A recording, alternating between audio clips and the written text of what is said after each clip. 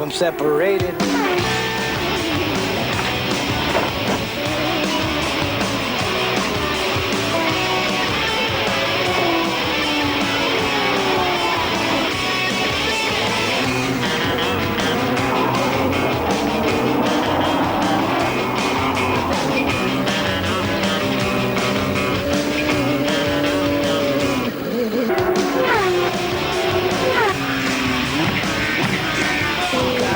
Separated.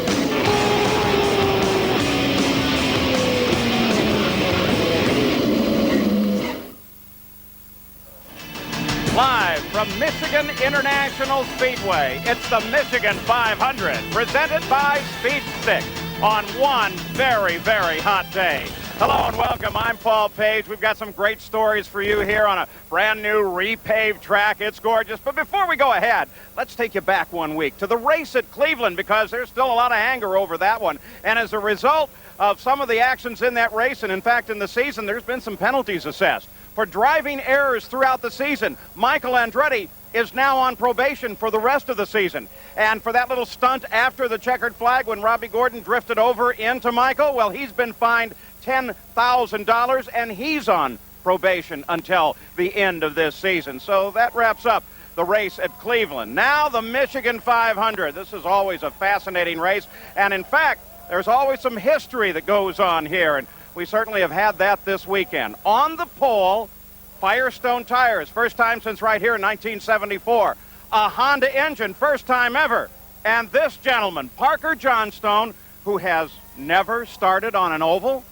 What a great day. God has really smiled on us this weekend. I've been with Honda now for 11 years and the Comtech crew for 10. What a great debut for oval racing. I think the fans are going to have a great race. Certainly the drivers are going to have a chess game at 230 miles an hour. What a fantastic event. Yeah, but what about this heat? Heat? Well, I tell you, in Central Oregon on the ranch where I live, you dig enough post holes in a day, this is nothing. All right, Parker Johnstone starts her on the pole. Now, let's take a look at this points fight, because it's really become fascinating. Jacques Villeneuve, of course, has a very long lead in the points over Bobby Rahal. Robbie Gordon won't score any points today because he's not going to race today. But Jacques Villeneuve still is chasing that championship. And right now, Jacques Villeneuve is over with Jack Arute. Well, Paul, Jacques Villeneuve is the winner of the other 500-mile race, of course, that one coming at Indy. And, Jack, the question that begs to be asked is, your win there, how has it affected the way you're going to run this Michigan 500? Oh, it's going to be very different. First of all, in Indy, we lost 2 laps on that first pit stop when they took it away. So, we had to be pretty aggressive to come back up. Where now we're leading the championship. This is a race where in the past, there's been a lot of engines blown, so it's really important to, take it easy and be there at the end to make what points you can and think about the championship. Points so very important to this young man. Gary Gerald? And we're with Michael Andretti. Michael, this has suddenly become a drafting game here in the Michigan 500. Is that going to make this race totally different than the 500 you've run here in the past? I think it's going to be similar to what we were able to run back in like 1990, 91, where you would see a couple lead changes per lap when the track was a little smoother back then, and I believe it's going to be a lot like that. Now, you've been handed the probation as the aftermath of the last race last week in Cleveland, and I know you're not happy about that. Will that impact your driving style at all today? No, I mean, just go out and do what I always do. This place, nobody takes any risks at all. If you do, you're not too smart. So, it's just... it's a long race, and you just want to be there at the end. And if you do something, you make a big mistake, it could have cost you. Thanks, Michael. Paul? Well, we've already mentioned Robbie Gordon's week has not been great. He's not running here today, and the reason is an accident in practice on Friday. He broke a lower wishbone in the rear suspension of his car, hit the wall at 116 Gs, and the doctor said he can't run here. Yesterday we talked with him. Now, you brought along an interesting piece of information here, a note from the neurologist who cared for you at the Jackson Hospital, and according to him, he thinks everything is fine and there should be no restriction placed on you. But I guess in this instance, the Indycar doctors have the overriding decision. Well, they do. There's a rule in CART that says if you get knocked out on a race weekend, you're not able to come back and race that weekend. That there's a 7-day minimum. Fortunately, we have a weekend off next weekend, and I'll be back in Mid-Ohio. How much does it hurt your still remaining championship hopes? It just kills our championship hopes. It's going to be really tough to make up 38 points in 4 races. In fact, it's so frustrating for Robbie Gordon that he's not even at the track here today. In the center of the front row, they're going to start rows of 3 here today. Teo Fabi, Teo, 1983. You were a rookie pole sitter here. Did you have any advice for Parker Johnstone? Well, it's maybe the first pole for Parker in an Indycar, but he's a very experienced driver, so I don't expect any problem at the start of the race. And what about your effort? The new pavement, the car's been consistent. The car has been very fast the whole season, but we have to win our first race yet, and I think today we have a good chance because the car is very strong. But it's going to be a very, very fast race, and if you want to win this race, I think you have to run fast from the first lap. All right, Teo Fabi starts from the center of the front row. Another story here today is that of Jimmy Vasser. Let's go to Jack Arute. Well, Jimmy Vasser off a win at Portland, and then last week a strong third-place finish. You're starting to be spoken about as a potential winner here in the 500. What are your major concerns?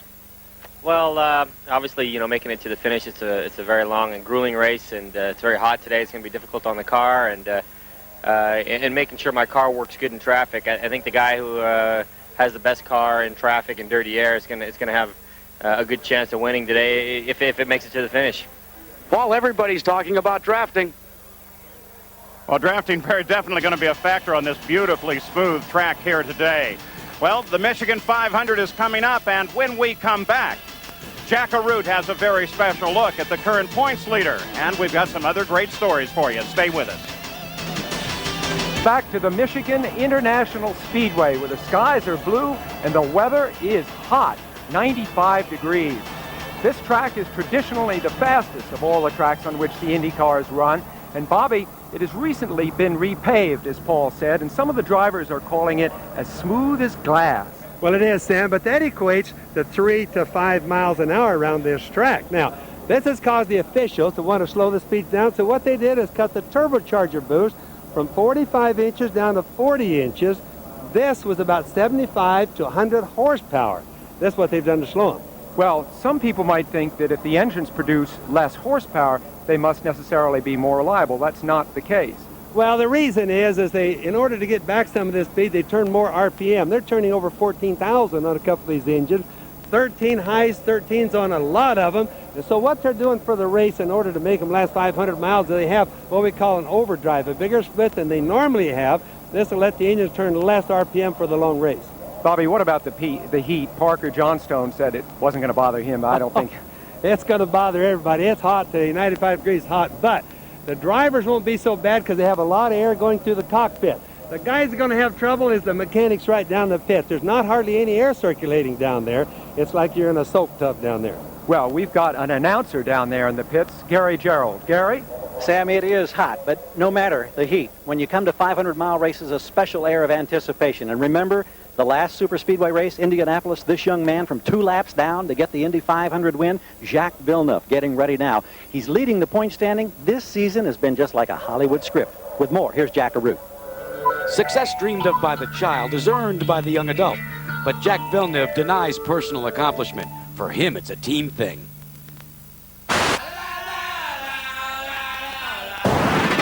Well, I was born in Montreal, near Montreal in Canada, and I grew up in Monaco while my father was alive, following his career.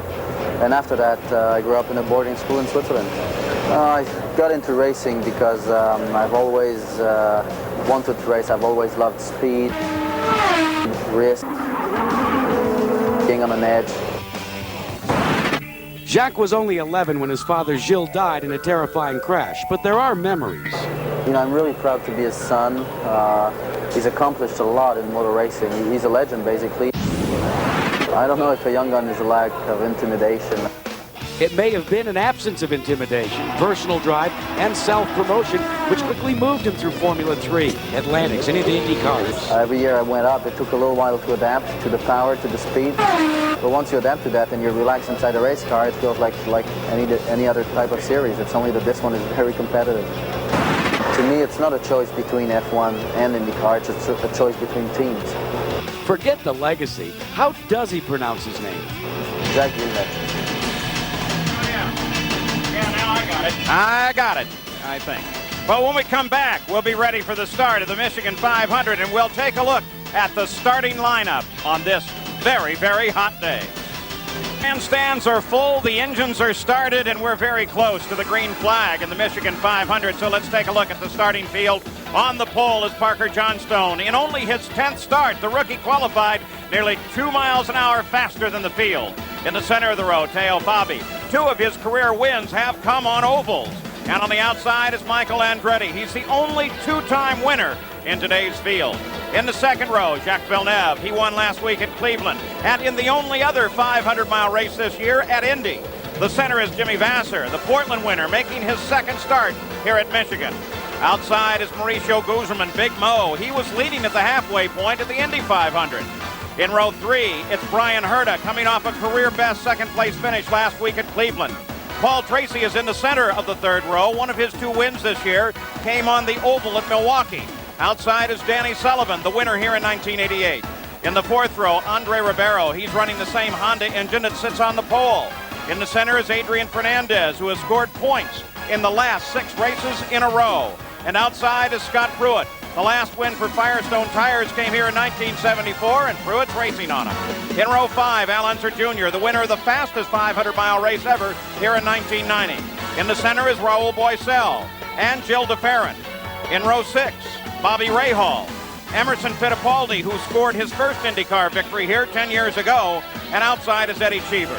In the 7th row, Carlos Guerrero, Buddy Lazier, and Stefan Johansson. In row 8, Lynn St. James, away from her announcer duties, back behind the wheel. Eliseo Salazar is in the center of the row, and outside is Alessandro Zampedri. In the 9th row, 2 cars, Christian Fittipaldi and Hiro Matsushita. We already mentioned to you that Robbie Gordon's car has been withdrawn. He will not start here today. So on the line, 250 laps, 5 miles, a 2-mile high bank speedway. Fuel stops come about every 34 laps or so. And in the Nations Cup battle, the United States continues to dominate over Canada and Brazil. And that one will go down to the end of the year, no question about that. In today's field, mostly Renards. There's the engines and the tires. And in the Manufacturers' Championship now, Ford Cosworth still pulling ahead of Mercedes-Benz.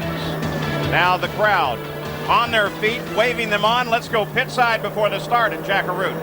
Well, Paul, just about 4 hours ago, Rick Mears, the multi-500-mile champion who has since retired from IndyCar competition, moseyed over to Parker Johnstone's pit area and had a half-hour conversation with Parker Johnstone. The whole conversation centered upon 2 things: how to start this race and how to stay out of trouble. Afterwards, Parker Johnstone said, "I believe I've got exactly the advice that I need." Gary? We're in Parker Johnstone's pit, and the crew has just learned from engineers who monitor track temperatures 138 degrees as we await the start of this race. That's the surface temperature of this 2-mile oval. We've talked about the stresses, the loads on the suspension of these cars in the past. The bumps are gone. It's going to be sensational racing, but it is so very, very hot. You wonder what toll that may take on equipment and driver before this afternoon is over. And right there is just the perfect picture to show you how beautifully smooth this repaved track is.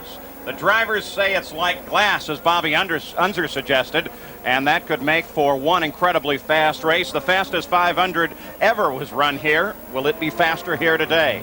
Take a look at a couple of the onboards we've got for you. This is for Michael Andretti. He'll start outside the front row.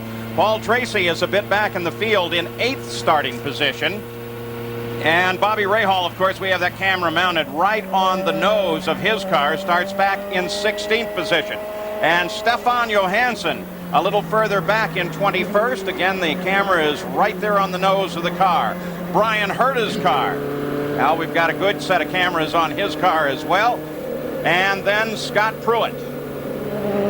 So plenty of onboard cameras to show you here today. Should make for one exciting afternoon. Remember, the onboard cameras last year captured the tire exploding on Robbie Gordon's car live right as it was happening. Those onboard cameras are terrific. Look at the crowd, just gigantic here today. In the pits, the teams are all ready as they are now on the pace lap. And Bobby, the heat here today, heard it mentioned several times, It'll affect the drivers, but it'll affect those machines much, much more. What about the tires with that surface temperature? Paul, that's what I was just poking you for. I wanted to tell you the tires are going to take the most views of everything today other than the guys in the pit.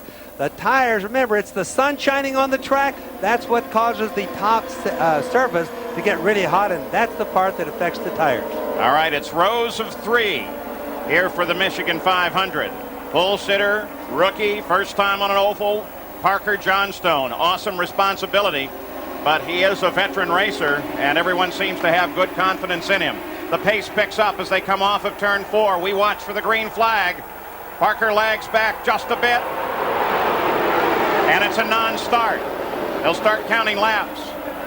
But what they're really looking for is to see the pole sitter cross the line first, and Jacques Villeneuve looked like he was cruising right up there. Yeah, Villeneuve was sneaking up on that. Now, they'll only let him do this the next time. If he does that again, they'll just put him to the back of the pack. So they'll be watching for that. Wally Dallenbeck's, that's not too far from us here, looking at the same thing we are. Jim Swintal, the starter for the Indycar, is very conscientious about those starts. Has a long conversation with the front row, tells them where he will most likely go green and what he would like to see the alignment. And one thing is he always wants to see that pole car head for the line first. Another thing to realize is it's not important who leads the first turn of the first lap of this. This really is a long race at 500 miles. All right, off the 4th turn again. Will they start him this time? Still straggled a bit, but at least Parker Johnstone is out in front. But no, says, nope, not gonna do it like that. What was Fabi doing down there?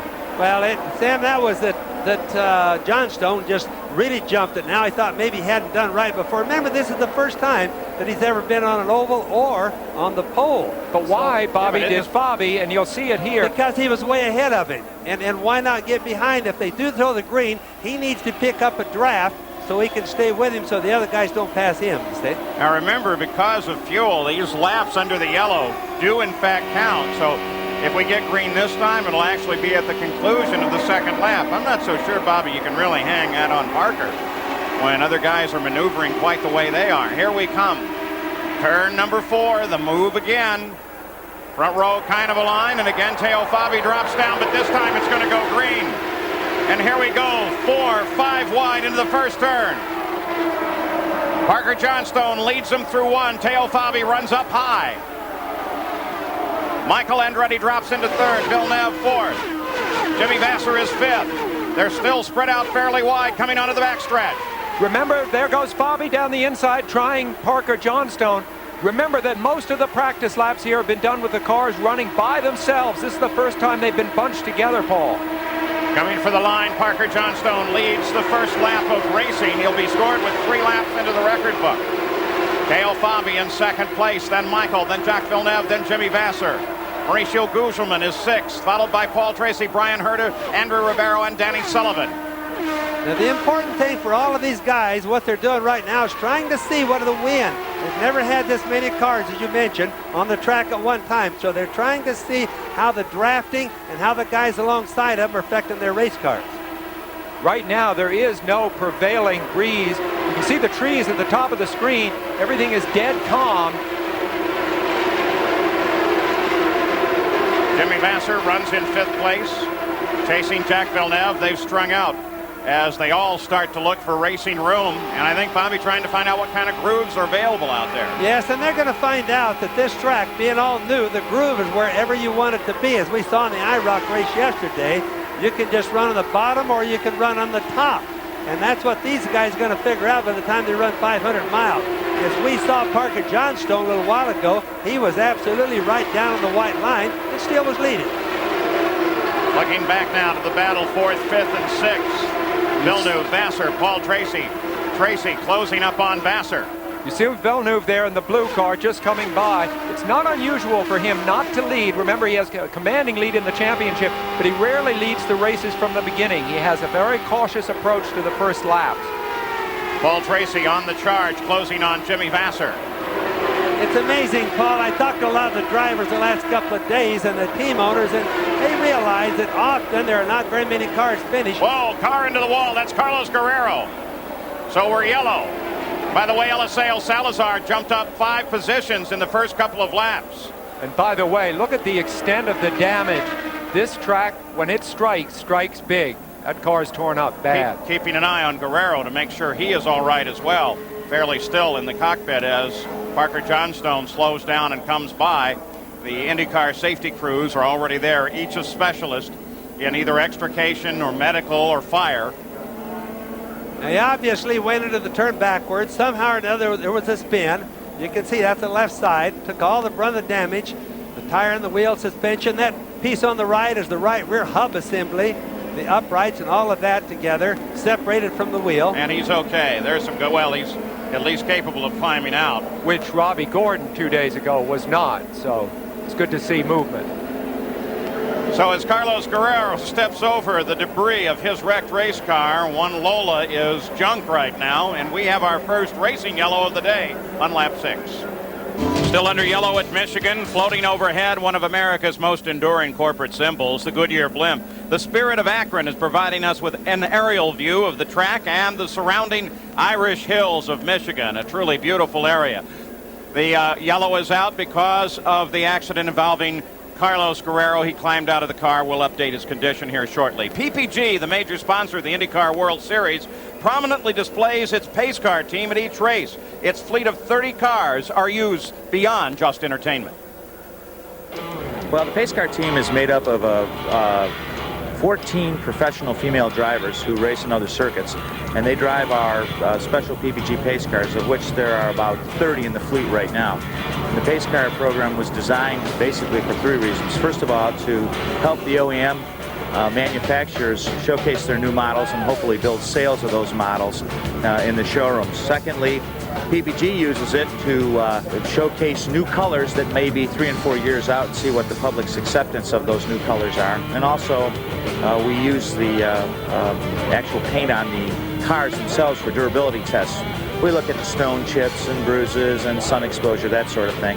And then finally, we use the cars for customer entertainment. If you're a PPG customer, you get to go on a pace car ride, which is something the typical race fan doesn't get to do. PPG and the PPG pace car, Johnny Rutherford at the wheel, a long-term sponsor of the Indy cars. We'll be back after these messages and a word from our ABC stations. Yellow flag on the nose of Stefan Johansson's car. Tonight on ABC, it's an hour of America's Funniest Home Videos, followed by Lois and Clark, and then Rebecca De Mornay, Jill Eikenberry, Jason Robards, and Peter Gallagher star in an ABC miniseries event, An Inconvenient Woman. All tonight here on ABC.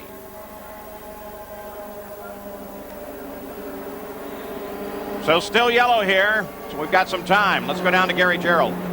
Paul, you mentioned at the head of the show there was a very serious incident involving Robbie Gordon on Friday in practice when a failure in a suspension part in the left rear sent him into the wall.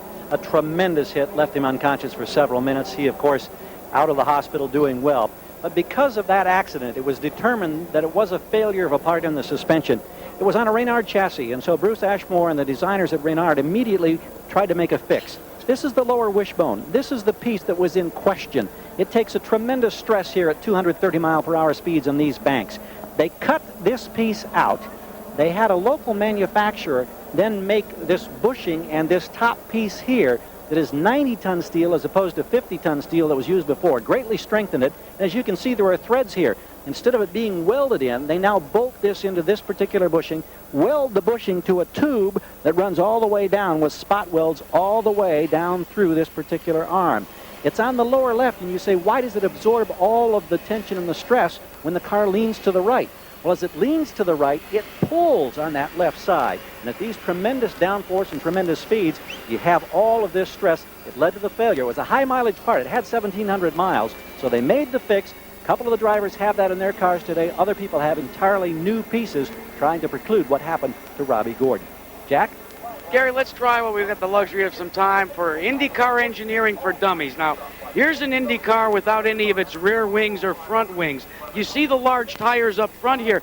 Well, these large tires, they create an excessive amount of drag. Believe it or not, the drag coefficient on many of the American passenger cars is far less than what is on an IndyCar. So now when you're hurtling at speeds of over 220 miles an hour, engineers have to try and adjust the downforce on the car. The more downforce that's created by the front wings and the rear wings, the more drag that it's created and the less speed that you're able to get for the amount of horsepower you have. So what engineers do is they run a knife edge balance. They try to take as much downforce out of the car before a driver can no longer drive it. Why? Because they want the top speed. So when you hear a driver talking about his car being balanced, that means for that particular track, he's got it exactly the way he wants it. The coefficient between downforce and speed is exactly perfect, Paul. So, with rain tires, no wing, and no nose. Now, I don't think I'd drive that car. They're still trying to clean this track up. We're under yellow after Carlos Guerrero's accident, and we'll be back. Back with just about one lap to go before we go back to green flag racing. Parker Johnstone, leading an IndyCar race for the first time in his career, has now led 15 laps, and good moves. Salazar from 23rd to 20th. Eddie Cheever from 18th to 15th. Paul Tracy from 8th up to 6th. And Andre Ribeiro from 10th up to 8th. So in those first couple of laps of speed, we have seen some action. Now, one thing we're going to be able to do is listen in on the two-way communication with Scott Pruett. You'll be hearing the voices of Scott Pruett and perhaps a little clearer that of Jim McGee, the team manager for Patrick Racing. 12 o'clock in the fuel, Scott, 12 o'clock. That was the voice of McGee. And there is Scott Pruett on the track. He currently runs 11th. Bobby, I didn't hear that good enough to get that. It's 12 o'clock. I don't know what he meant. That's the adjustment of the fuel dial. It's probably adjusted straight up. All right, we're ready to go green once again. Green. And that's how they tell. In case they're not looking ahead, Parker Johnstone takes the lead, but take a look at Teo Fabi as he now begins to close in. He's going to try a low move on Parker. Parker comes across the front and pulls away. And yeah, what I just wanted to tell you that what it means, the reason they say green, because on a restart, as soon as it goes green, I don't care if they're on the back straightaway, they can start passing. And that's really important. Boy, take a look at Michael, who's on the fly as he just screams past Teo Fabi and picks up second place. 3 different engines, the Honda engine of Parker Johnstone out front, but you just saw the power of the new Ford Cosworth engine in Michael's car, breezed by the more normal engine on Fabi's. Back on Paul Tracy's car right now, he runs 6th, but he begins to challenge Jimmy Vasser just ahead. That blue car, that's Jack Villeneuve. And let's keep in mind, these cars are like flywheels. It takes a while to get the speed up, and that's the reason you see a passing sometimes. Oh, look at this. The Honda power of Andre Ribeiro really paying off on the backstretch. Talk about it. Just cuts right on past Paul Tracy. Talk about a difference in engine power. Both Hondas are really moving. Here comes Ribeiro setting up another Ford engine.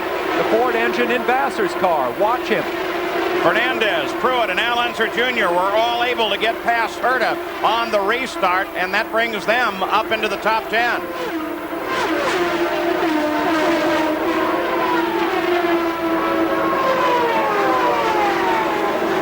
Fernandez still on the move there.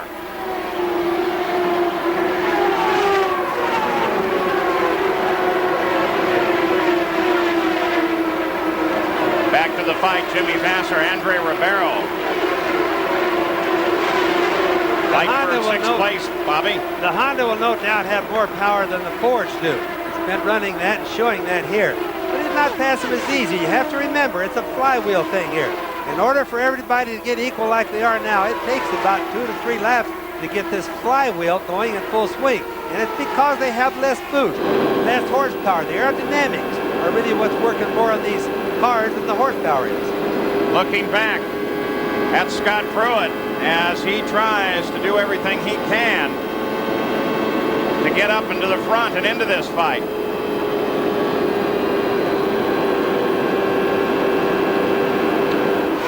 You can see how wide the grooves are. You know, they don't, everybody was talking about when they first got here that the new track, new pavement rather on it, it was going to be a 1-groove track. Well, already you can see we've seen 3 grooves wide already with almost 25 cars doing it. You can see Scott right now, he's all over the place. Pruett working on the Gallus driver, Adrian Fernandez. Just put yourself for a second in Pruett's place. The tension, I mean, things seem to be happening in slow motion. Remember, they're going 230 miles an hour. Anything that goes wrong at this speed could be catastrophic. We'll ride with Scott Pruett. He is 10th. He makes the move on Adrian Fernandez. Now what happens there is Adrian was running low, thinking that he was going to block Scott. this racetrack because of the grooves being so wide. There's Jack Villeneuve comes off and into the pits. That's unscheduled, Paul. Boy, absolutely. 22 laps into the book. This could mean trouble for the points leader. And he's going too slow. He's got some sort of a problem. He's going way too slow coming in. Green team is right there, and the IndyCar officials are saying, hold it, we've seen something here. That's the crew guys saying they found some sort of a problem right there with his hand in the air. Something in the right rear. Suspension, we're talking to Renard. Wheel bearing, what could this possibly be? But before you answer that, whatever it is, it may speak once again to the toughness of Michigan. Well, it's definitely in the right rear. Everybody's seeing something right in the right rear. I can see smoke coming back there a little bit too, Paul, so he's probably got a bearing in the upright that's gone. That would be only his second breakdown in the last 9 races. Let's go to Jack Arute. Well, we're showing you the rear hub that they're going to pull out and put on the right side of the car, Paul. So definitely this is going to be a long stop for your point leader. Now there's the upright right there. That's what Jack's referring to as the hub. Now most likely the part that's gone bad is the bearings inside to keep the whole thing together.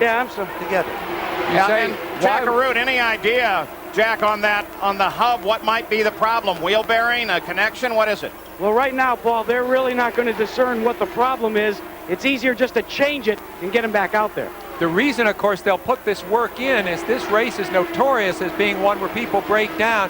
You could spend 10, 15 laps in the pits right now and still finish in the first 5 at the end of this day. Another thing you have to worry about, Sam and Paul and Jack, is when they put those things back on, they don't get aligned as good as they were when he started the race. All right, Michael Andretti, who is third, but he's dropped way back. Listen to that engine. What is that? A little bit of back off. He backed off just for a minute there, or he could have popped a gear shifter. Remember, they told you they have 2 gears that they race with. One of them to get rolling with that they'll use certainly after the restart, and the other one is what they call the cruise gear, like the overdrive in a car. Well, I buy the gear change, Bobby, because I don't think he'd have backed off at that point on the track. Yeah, but look at this. Michael comes off the corner low. That's Paul Tracy closing in on him. And Michael, for the most part, just lets Tracy cruise on past. Are we going to see Michael Andretti in the pits shortly? He's staying out right now. Here comes Ribeiro there. He's shooting right by him, no effort. Oh, whatever it is a problem now, no question about it. Look at the difference in his fastest lap at 224 and his last lap at 208. Yeah, he'll be in pretty quick. He's got a bad problem. He could even have a broken header on it, too. This team has complained about these new Ford engines, and it looks like one may be letting him down now. What about Michael, Gary Gerald? On the radio, he's telling the crew, Paul, that it's something to do with the engine. He says it's very much like what happened at Cleveland. Remember, in the last 12, 13 laps at Cleveland, they traced that after the event to an ignition problem. Michael thinks it's the same. They're waving him into position as he's on pit road. So on lap 28, Michael Andretti brings an ailing engine into the pits. The team, most notably in the person of Paul Tracy, has been concerned about their Ford engines thus far. And this may be further evidence of that concern. He shut her down. The cowling comes off. It's going to be a long stop for Michael. Parker Johnstone is still the leader, followed by Teo Fabi. And with Michael's turn into the pits, Paul Tracy picks up third, followed by Ribeiro, and then Jimmy Vasser in 5th. This is our best fight on the track, as Ribeiro is trying to close Paul Tracy. And Ribeiro so far has been the fastest moving of the guys in the middle part of the pack. Look at him suck up behind Paul Tracy right there. But he obviously doesn't have the handling. As soon as he gets to turn, he backs off a little bit. Handling, you got to remember, this track is almost all turns. Handling is very important. Of course, horsepower is. But horsepower only does you good if you have the handling to go along with it. We'll keep watching as Ribeiro moves to the inside of Paul Tracy. They're side by side through the first corners, but Tracy gets a little better run off the corner. Still, will he be able to hold it down the backstretch as Ribeiro begins to use that draft? Darts out, darts to the inside, and Ribeiro is around Tracy. That puts him into third place. Gary Gerald, any more on Michael? Gary Gerald, any more information on Michael Andretti? Indeed, they've taken and changed all the electronic components that they can, and they will try to fire the engine and get him back out. The engine just now coming to life. The wheels are moving. We'll see if this works. It engages, stutters, and slowly he gets away. So Michael Andretti sputtering back into the action. The same time Al Unser Jr., who started 13th, is now running 8th. And Michael tries to get her back up to speed. Hopefully they have whatever problem he has fixed. And Parker Johnstone is still the leader. Al Unser Jr. is on the fly. He's been carving his way up through this field. And now is battling Big Mo, Mauricio Guzman, for 6th. Not much of a battle. He dispatches him just that quickly, and now will set his sights on Jimmy Vasser, who runs ahead about 200 yards. Jacques Villeneuve is already back into the fight after they've done the work on his car, but he has fallen well back in the order. We'll try to give you an update on how many laps behind. And Guzman, who had a good battle going for a while with Paul Tracy, just got really sucked under by Al Unser Jr. when he came up and got Tracy, and then got by Pruett, then got by Guzman. So now it is Scott Pruett and Mauricio Guzman that battle, but Guzman comes off the corner low. They have been running side by side like this for several laps. Bobby, I'm glad that the boost was cut back and the speeds cut back a little bit. This seems awful fast as it is. It could have been another 5 to 8 miles an hour faster without those horsepower restrictions. Everything is pretty much the same, Sam, except that it takes them a while to get up to speed. That same old flywheel effect. A heavy flywheel takes a long time to get turning. Look at Guzman fall back suddenly. It's going pretty good. Guzman fell back suddenly behind Pruett. Parker Johnstone is still the leader. We've had one incident today. Carlos Guerrero, he's now with Gary Gerald. Carlos, can you tell us what happened in that situation that ended up with such a heavy impact on the wall? Well, yeah, the Airdis car was all weekend with understeering. I don't know what happened, but this morning is still the same. And at the race, the car was with oversteering, completely different that was this morning and all weekend. So I start moving my bars to try to find the correct setup of the car. And I ride to turn number 3 and I lost the car. We're happy that you're all right. Thank you for your time. Thank you. Scott Pruett chases Al Unser Jr. Continuing battle for 6th place. Now this is pretty much of a race right here that we can kind of look at between engines. Both of these cars look like they handle about the same. Little Al in the front car there is the Mercedes, and Scott Pruett is in a Ford. Let's watch this one. We'll listen to Scott Pruett. So in a fight like this, I doubt he's on the radio too much at all.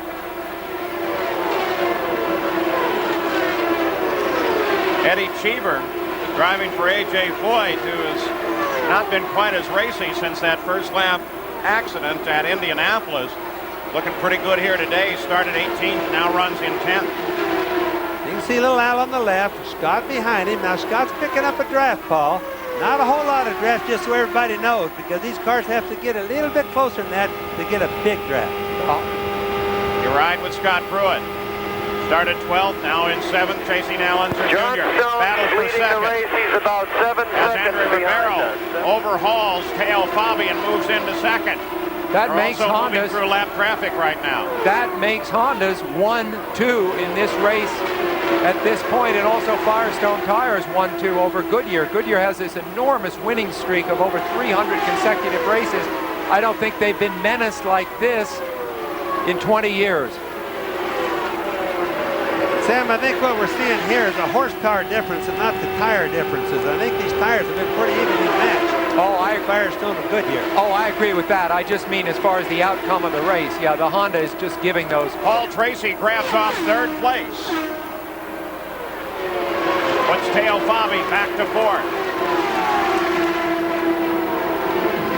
And speaking of Teo Fabi, let's go to Jack Arute. Well, Paul, the combustion engineering team wants to try and make this a 5-stop race, and the way they're going to do that is try and make their first stop no sooner than lap 50.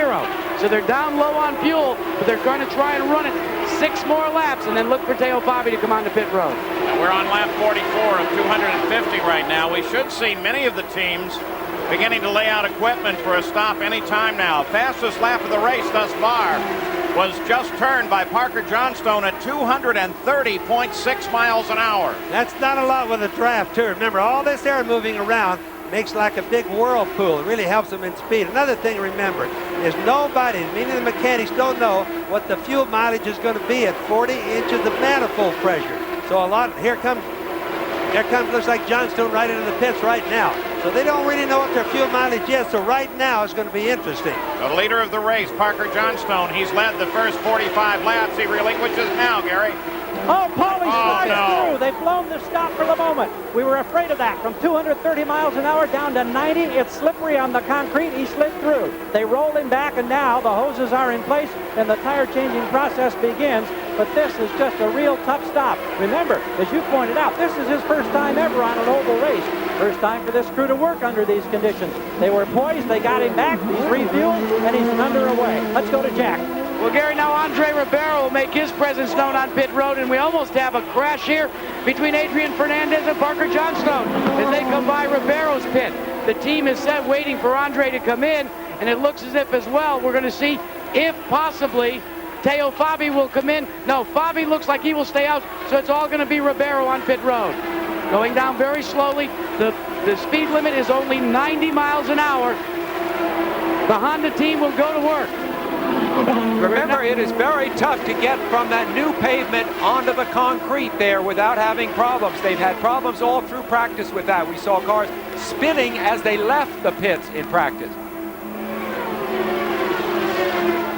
So Andre Ribeiro, But Sam, remember, the one thing that Andre Ribeiro has going for him that Parker Johnstone didn't is the fact that he was able to do this in the Indy 500 as well. Go from blacktop to concrete. Right. Lead swaps regularly now. Picked up by Ribeiro, then by Teo Fabi. Paul Tracy is in the pits now, as most of the teams making their stops. Not yet stopping, of course, though, is Teo Fabi. Jimmy Vasser and Scott Pruett are staying out as well. So is Mauricio Gugelmin, trying to milk every mile they can out of those fuel tanks. And the idea, Paul, is they need a yellow. If they got a yellow, they would pick up roughly about a lap advantage on all the guys that are pitted now. They're looking for Lady Luck to help them, and that's a good reason to stay out. Mauricio Gugelmin from fourth place finally heads in. Teo Fabi from the lead. And here he is, Jack. And Teo Fabi, the crew will go to work. Now let's watch and see, besides changing the tires and taking on the fuel, as you watch this pit stop, make sure to see that the crewmen, especially on the front, don't go towards the nose. One crewman tries to take debris out of the radiator. No changes on the car suspension-wise in 12.3 seconds. And Jack, A.J. Foyt's playing with the tactics here. He's kept Eddie Cheever out, and Cheever picks up the lead. Remember, he nearly won the race at Nazareth on a good fuel strategy that went wrong only when he didn't get a full tank of fuel on the very last stop. There's Parker Johnstone, all these stops made under the green as he comes back up to speed. And as soon as the stops are complete, we'll reset the order for you. Cheever leads it. Brian Herta has not stopped either. He is in second place. 50 laps are complete. Cheever comes in. We expect Herta shortly, and then Parker Johnstone will pick up the lead once again. But in second place will now be Christian Fittipaldi, at least for the moment, who stopped on the 37th lap.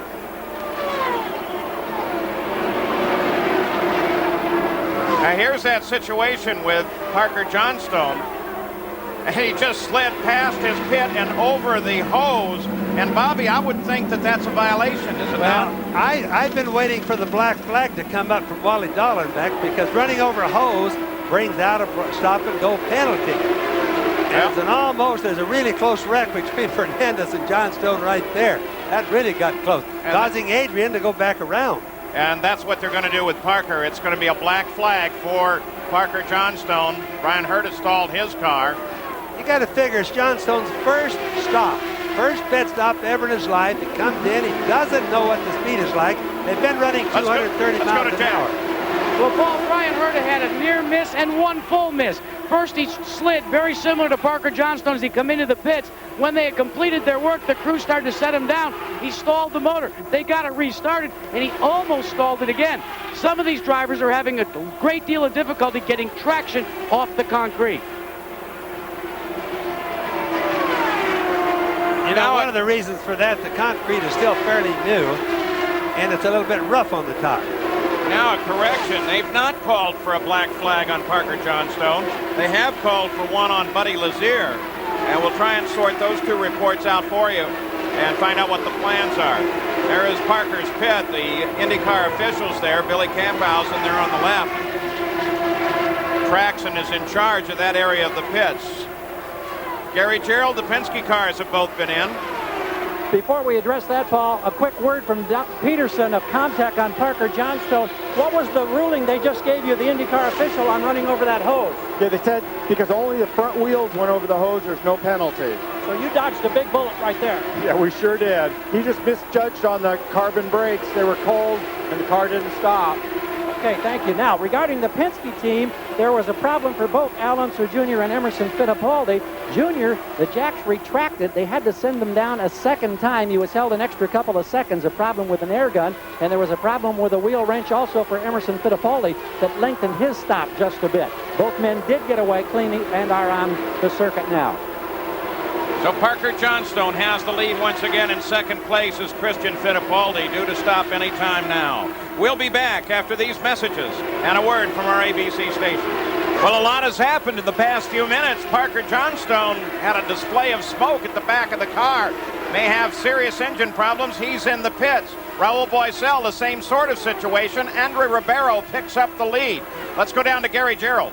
Paul, as it turns out, it's not an engine problem for the Honda driven by Parker Johnstone. It's the upright on the right rear. It could be a wheel bearing, it could be a CV joint, but it's definitely in the upright. And just as Team Green did with Jacques Villeneuve, they are now changing, the Comtech team is changing the upright on the right rear for Parker Johnstone. Meanwhile, he sits under an umbrella trying to stay cool while his team works on that very hot suspension part. Let's go to Jack. Well, Gary, one man that won't complete the 500 miles is Michael Andretti. And Michael, you were real strong, had a lot of horsepower, looked like, and then it went away, not all at once, but little by little. Yeah, something started to develop a miss in the engine, and it got worse and worse to the point where I couldn't really stay out there. So I came in, they tried to replace everything, and went back out, and it still was missing. So we're done. A lot of talk about 1996, especially with the performance in Indy and then the performance here again by the Honda engines. Could there possibly be Honda power in the future for Newman Haas Racing? I don't know what's going to happen there right now, but the Hondas, they've done a good job, and it really showed this weekend. Well, it's tough to see out. Certainly showing right here, Andre Ribeiro in front. By the way, Gil de Ferran also came into the pits. They have the cowling off of his car now, and Ribeiro leads for the first time in his IndyCar career. Second is Tracy, third is Teo Fabi, then Scott Pruett and Mauricio Gugelmin. Ribeiro's domination suddenly in this 500-mile race, Paul, doesn't it remind you of the way the last 500-mile race almost ended with Scott Goodyear running for the same team with the same mechanical setup as Ribeiro has now, almost winning that race? I think the main thing we got to start watching for today, we've seen too many of these right rear upright bearings going bad. And that's what everybody else, now all the mechanics and the team leaders up and down pit row are talking to each other and figuring this stuff out. So they're going to be checking their cars and telling their drivers on the radios, if you feel something weird on the right rear, come in and let's check it, because that's a very dangerous thing. If that bearing seizes up, something breaks back there, it's a guaranteed wreck if they're still up to speed. And now they've indicated Raul Boisel is retired with an engine problem. Scott Pruett, he started 12th, now runs in third. Here is Brian Herta, who runs 13th now. We'll take a lap with him.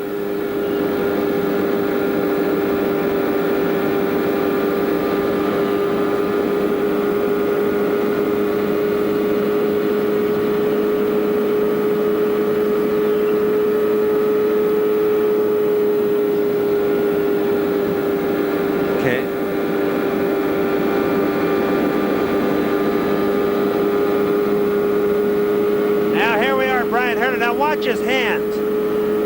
This shows you how smooth the racetrack is. Right here now, used to be real rough. Their hands used to take a big step. Coming out of turn 4 here now. Up really close to the wall. Kind of straighten this little dog leg in the front straightaway out. Wide open, never backing off. Remember, with 40 inches of boost, they don't have a lot of pressure. Into turn 1, going right by Penske's new office at bases. Coming out of turn 2, really close to the wall again, down the back straightaway. Takes a hand off the steering wheel. Very relaxed. Now, he can do that on this new track because it's paid. Just didn't do it in the old days or like a year ago. But just watch him. Very easy. His head is leaning over against the right, pulling probably 2.5 or 3 G's in the turns. Down the front straightaway again, right by the start-finish line there. Easy on the steering wheel, not a bit of problem. Takes no pressure to turn that steering wheel right now. Then Jill DeFerran, where we told you he was in the pits. There's Jim Hall. Gary Gerald? Yes, indeed. DeFerran having a problem with the electronics. That was, of course, what brought Michael Andretti in initially. Like the Newman Haas team, Jim Hall's team changed the electronic components, set him back out. We understand, however, from the crew, it is still not functioning the way they would expect it or want it to. So problems continue for Gilles DeFerran. And as a matter of fact, while he runs down the backstretch with a cluster of other cars, right behind him is the leader of the race, Andre Ribeiro, who closes up behind him and being quite careful in the pass. Saturday on ABC Sports, the Indianapolis Motor Speedway rolls out the red carpet for the stars of stock car racing. Defending champion and NASCAR points leader Jeff Gordon battles a field of the world's finest at the Brickyard 400 live.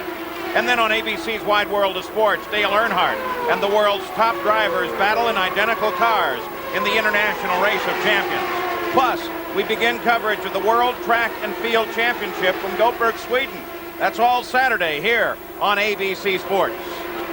Al Unser Jr., by the way, has pulled up into 4th place now. So it's Ribeiro, Tracy, Pruett, Unser Jr., and Teo Fabi, the top 5. This is Ribeiro's best race by far this year. His finishing positions have been littered with positions in the teens, except for Elkhart Lake, where he finished 4th. He has never led convincingly like this. Pruett at the back of Tracy, battle for 2nd.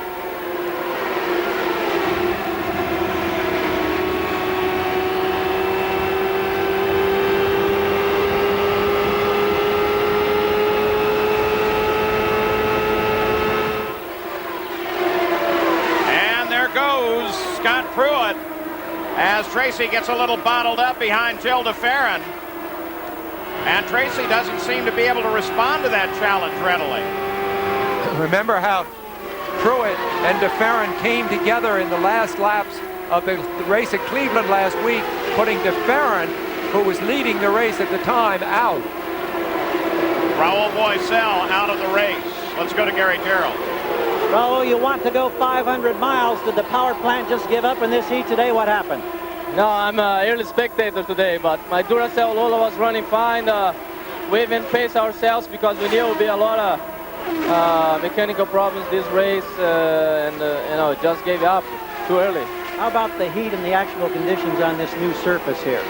No, everything's fine. It's not too bad. It's hot, but you know, the smoothness of the track make much easier this year. We're sorry you're out. Thank you. Thank you.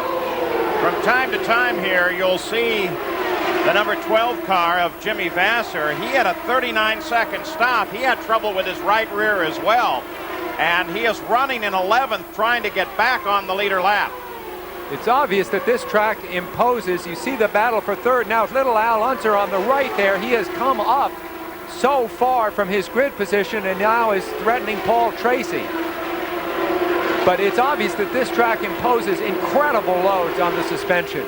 Another thing, when a guy is drafting like little Al, boy, look at him coming up. Big time. Boy, that was a draft. Really got to run. I'm just starting to say, the drafting is free. Boy, you can get a tow better than getting with a tow car helping you out. Just really get a big suction.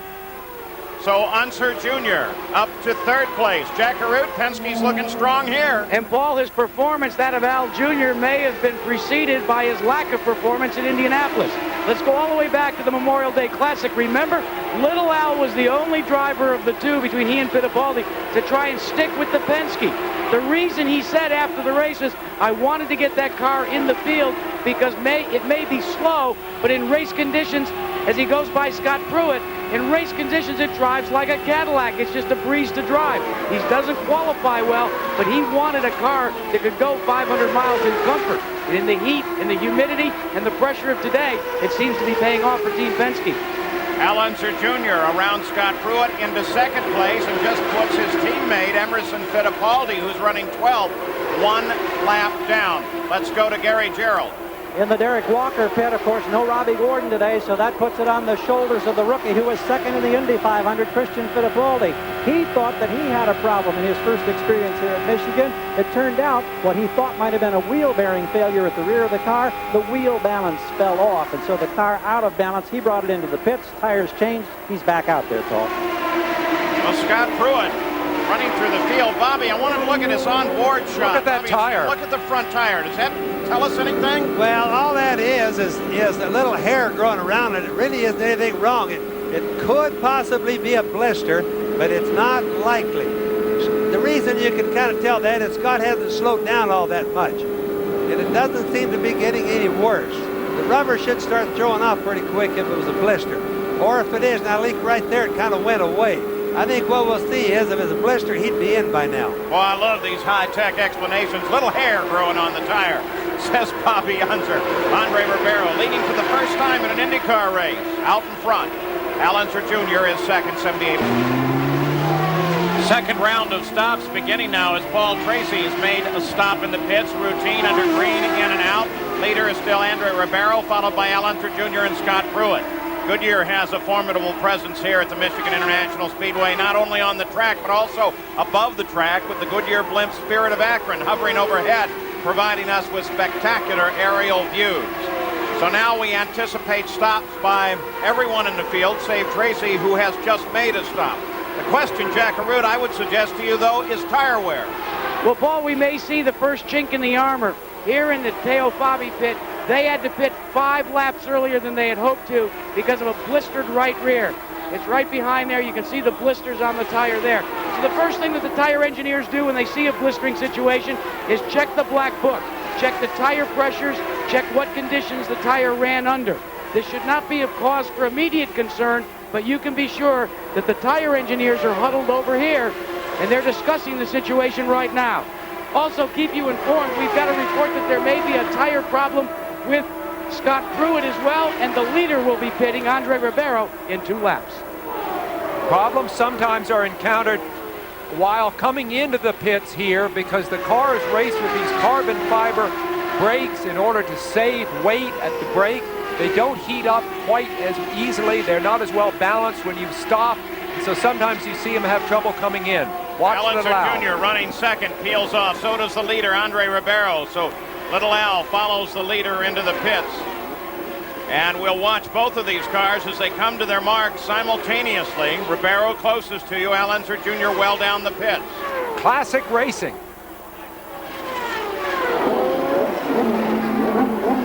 Everything routine for Unser, just waiting for the field. Got him rolling in 13.6. Gary, problems with the Firestone tires on the right front. A blistering problem for Andre Ribeiro. The right front tire has a blister all the way around. So as we suspected, there are tire problems both for Goodyear and Firestone. We can get a shot of it right here. You can see the blistering, not on the right rear, but on the right front. Well, the problem that we have is we have a crewman that was trying to hide it away from us.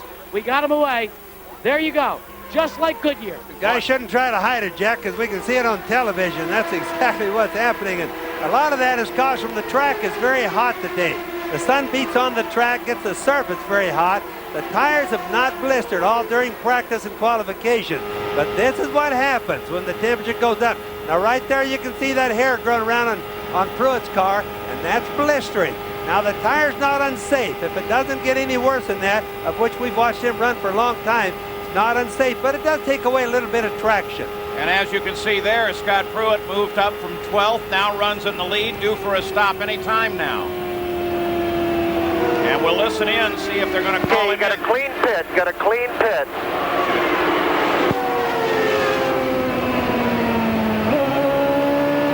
The speed limit, be careful about them locking up the wheels. That's Jim McGee talking. Gentlemen, we got the same problem with the right front on Scott Pruett's car. Blistering on the right front, taking a survey of the right rear as the crew completes their work and taking on the methanol fuel. No problem with the right rear. So it's right fronts for Firestone, right rears for Goodyear.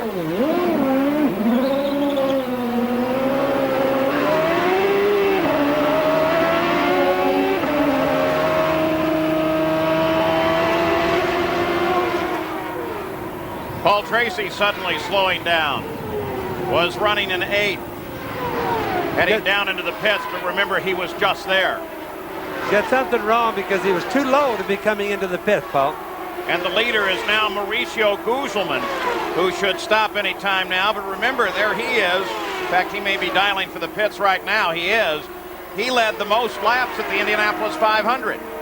Jimmy Vasser will assume the lead. That is assuming he does not come in. If he does not, then Andre Ribeiro is back in the lead, followed by Al Unser Jr. Fittipaldi, Emerson in this case, makes his stop.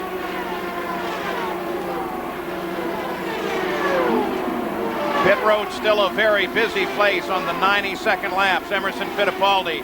This is more than routine. Gary? Notice at the front of the car, the air jack is broken. They had to manually use the lift to get him up in the air to change the tires, and now he's gone. But that means an extra man has an extra duty, and it takes a little more time. Gives you an idea, too, of how strong those noses are when you can just stick something under there and lift it up. Andre Ribeiro now with Gugelmin and Vasser both to the pits, picks up the lead once again, followed by Al Unser Jr.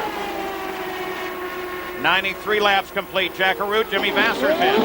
And they're having trouble getting the car into the proper gear. He gets away, but Jimmy Vasser also on board with Goodyear's. He has a blistering problem on the right rear. You can test all you want, but on these very high-speed tracks, temperature conditions like this and the pressures of racing itself will bring out characteristics that you can't test for. Also, sometimes. Sam, it's the new pavement causes a lot of this. The heat and the new pavement. There's so much traction on this new pavement, it's hard on the tires. Andre Ribeiro, who has climbed up through this field from 10th, looking good. Parker Johnstone is back in the race, but 31 laps behind this car, the leader, Andre Ribeiro. 500, where Andre Ribeiro has just completed 100 of 250 laps as the leader of the race. Saturday on ABC Sports. With a toss of the ball and a swing of the bat, we'll take you to the ballpark on Baseball Night in America. Check your local listings for the game in your area and catch all the regional action on Saturday live at 8 Eastern, 7 Central here on ABC Sports.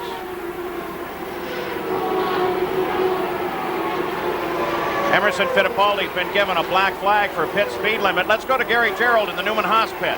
Well, the remaining portion of the Newman Haas team astride the motorcycle, ready to go back and try to cool down. Paul Tracy, this was an engine-related problem? Yeah, I think we dropped a rod. It shook real hard coming through the middle, too. Big disappointment for the Kmart Budweiser team. The car was handling great. We were able to stay with the Hondas, stay with Ribeiro, and I was cruising, not turning a lot of revs, running 6th gear. So it's a big disappointment, really. So we move on to the next one. What's going to be the key for whoever wins this race under these conditions? Well, it's awfully hot, and there's still a lot of guys running and just biding your time and waiting it out, and that's what we were trying to do, but we had a motor failure. Thank you, Paul. Thanks. Paul Tracy, he's out. Andre Ribeiro is still the leader, followed by Unser Jr. and Scott Pruett. Here's the stats on the last set of pit stops. And as you can see, the team, the Pac West group, did a nice job for Mauricio Gugelmin. Everybody else in order, but Gugelmin, he picks up a position. After 100 laps, we have had 2 cautions for 12 laps. 5 cars are out of the race. We've had 7 different leaders and 9 lead changes, and the average speed's coming back up. 184, now pushing 185 miles an hour. There's Parker Johnstone back into the fight, 62 miles behind his Honda teammate. Andre Ribeiro, teammates in the engines, but of course not in teams. Andre Ribeiro drives for Tasman. And we'll take a look now at the relationship from Andre Ribeiro. We look now for Al Unser Jr. 10 seconds and change back. There he is. So Andre Ribeiro handling up all of the field here at the race. And Ribeiro is pulling away. He's a young man who studied law for a couple of years. He's very inexperienced on ovals, which makes what's happening all the more extraordinary. In this year so far, he's only scored 2 points on ovals, ranks 20th in IndyCar standings for his oval performances, but this is something else. Now, Little Al's going to be running in sixth gear, or what I was referring to earlier is the overdrive. I know Roger Penske, I talked to Roger last night, he's not going to let that engine over rev. His main purpose is to finish. He feels that if he does that, that's the only way he's going to have a chance of winning. Honda's for sure outpowering everybody pretty bad. Ribeiro is trying to pick up drafts where he can. You saw him nip in behind Parker Johnstone, and there again, he obviously is not just cruising by a long shot, and I'm thinking he's using the road, Bobby, in a way you rarely see here. He's all over the track. He's most likely doing the same thing that Little Al is, running in what their overdrive gear would be, Sam. Teo Fabi was trying to stay on the leader lap there, couldn't do it. Andre Ribeiro got around him. Jenny Vasser was running 9th, but he's got a problem, Jack? Well, indeed he does. They took on tires and fuel, but more importantly, Jimmy Vasser had to come in. They're going to have to exchange the battery and what they call the track box. Now, that means they have to take the rear deck lid off the car, one of the side pods. The crew will have to put an alternate battery and box in there. This is not the ECM, the electronic management, but more or less what they utilize to control the voltage to the motor itself. So obviously, as smooth as this track is, still the electronics have got a problem. Boy, the fourth row really paying off here. Ribeiro started 10th. He's first. Al Unser Jr. started 13th. He's second. Scott Pruett started in 12th, and he is third. Andre Ribeiro continues to lead here. Traffic running just ahead of him. Take a look at his fastest lap versus his fastest lap. We'll be back after these messages and a word from our ABC stations. Back at the Michigan 500, presented by Speed Stick. Nothing has happened while we've been away. Andre Ribeiro is still the leader over Al Unser Jr. He's got 12 seconds on Little Al, and then 6 seconds back is Scott Pruett. The rest of the top 12, well, they're running several laps down, but remember, that really doesn't matter here at Michigan International Speedway. You can make those laps up in just no time. Parker Johnstone, who's come back into the fight, as we said, and we showed you, well, he just ran the fastest lap thus far at 2:26. He really is on the fly. Running in last place, of course, almost 60 miles behind the lead. But he's going to stay in this fight. The incredible thing is, as they run right now, there's a Reynard chassis in first, a Penske in second, a Lola in third, and a Honda engine is in first, a Mercedes in second, and a Ford in third. So we have most incredible mix of manufacturers running out front right now. Eliseo Salazar, who started 23rd, now running 7th, so he's coming up through the field. Keep in mind, Paul, the fastest lap of the race has been 229 miles an hour. Qualification fastest lap was 230 miles an hour. All right, let's go to the pits. Jack Arute. Well, Paul, we checked with the tire engineers as to what changes might we look for in the next series of pit stops to resolve the blistering problems. Remember, they're indiscriminate. They both have struck Goodyear and Firestone. Both sets of engineers said they think they can cure them by changing the tire pressures and making minor wing adjustments. Nobody, I repeat, nobody seems all that concerned about the blistering problem right now. Let's check in with Gary Gerald. Gary? Well, we're down here in Camp Penske, and Al Unser Jr., of course, running a solid second, and we were just doing some quick checking on his pit stop sequence. He went 41 laps on that last stop. We're anticipating him now in 7 laps on lap 125. The point we want to make here is that it looks like he's getting excellent mileage, and he's on the threshold of turning this 500-mile race into a 5 pit stop race. If he can, that could be huge. Now, yellow flags, of course, could have a major influence on that. But they love the way the car's handling. We'll see him inside of 7 laps for his 3rd stop of the day. Christian Fittipaldi, boy, he came in, tried to make a stop, Didn't get it stopped at all. He's going to have to go around. Well, those guys were lucky they moved out of the way on that one, Paul. He just obviously didn't see his pit, went right by his tires. Thank God he didn't hit one of them. Did a lot of wiggling and right back on the track. Now he goes around another lap, comes back in. He felt that the loss would be less this way than it would have if they'd had to pull him back in. Currently runs 17th, Christian Fittipaldi. Here's a replay of that, Bobby. Yeah, and there's it locking up the front tires. He can't stop. Now, I think he should have stopped and got pulled back. That would have saved a heck of a lot less time, or taken a lot less time than going around here. It comes back in again. There's the problem of the carbon fiber brakes hooked up with the problem of getting onto the concrete smoothly. It's very hard to get these cars slowed down here. Bobby, which surface will give you more braking, the asphalt or the concrete? Well, it just depends on the state of it. Right now we have new asphalt, which has more traction than the concrete. By the time the asphalt cures, it'll probably come being close to the same. Mauricio Gugelman in trouble. He was running fourth. Look at the back end there, Bobby. Smoke coming out of the back. That's a sign that he's probably got an engine problem. And keep in mind on the engine problem, they're wide open all the way around this racetrack, and especially with the 40 inches of manifold pressure. Literally wide open all the way around the track. And what that will do is bring Eddie Cheever up into fourth place. Cheever, who's back in the cycle now. Gary? Mauricio Gugelman, and they suspect that it's a wheel bearing problem at the right rear. That's one of those stress load factor deals that you always contend with at Michigan. The crew is assessing right now. When Big Mo gets a cool drink, now the engine is turned off and they've got some work to do. What an unfortunate break for Gugelman.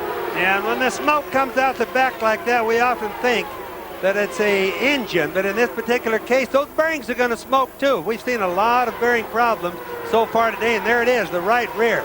Those guys already knew it. And what happens is the car starts wiggling on the racetrack. The drivers have already been told that they're going to have or could have these problems, so it's just a normal thing. But the reason they keep changing them is almost all the guys seem to be having this problem. So how it turns out on the end is the guy that does the fastest work in a hurry going to come out ahead again. I think that, I'm not absolutely sure of this, Bobby. I think the problems are being confined mostly to the Renard cars. We'll have to keep tabs on that. Certainly not to the Penske cars, and I don't believe to the Lolas either. Let's keep an eye on that. When you saw Christian Fittipaldi come into the pits and then go back out, you also saw him run over, not with just two wheels, but all four wheels, the hose. And so they black flag him, bring him in for a stop and go penalty. But as all these other people fight their problems, this guy just keeps motoring. Andre Ribeiro still the leader, and the leader now by 11 seconds over Al Unser Jr. But I mentioned that if the suspension problems are hitting Renards, you're looking at a Renard right there. So, does trouble wait for Andre Ribeiro or not? You know, the mechanics that set up these things, these bearings are great big ball bearings, giant ball bearings in the right rear uprights that are going bad. And it's how much preload, how the mechanics set them up. And some of the guys in there use a different type of grease than the other guys do on those bearings. They always are overused, though. Gary Gerald as Little Al comes in. This time it was 37 laps as opposed to 41 laps on the last tank of fuel. Not anticipating any changes on the setup. Oh, he engages the gears. The car moved forward a couple of inches, no problem. Now he's away in 13.5 seconds. So the stop-start once again. Al Unser Jr. comes in after 37 laps out on the course. And 37 laps of green, we might add. Fastest lap of the race thus far, Parker Johnstone, lap 84, 231.7. That is faster than qualifying. He's really raised the price of poker here at Michigan. Problem is, right rear upright went out on him. The Mercedes-Benz has managed now 37 laps between fuel stops. The Honda, Andre Ribeiro, he's got at least 39 laps since his last stop. And Scott Pruett, Ford Power, right now at 35 laps. You saw this car just moments ago, Adrian Fernandez, as he battled Teo Fabi, and in doing so picked up fourth place. Expect the leader in shortly. And he already begins to slow down. Andre Ribeiro in for routine service. Once again, this fellow who has never led an IndyCar race before this day, doing a terrific job.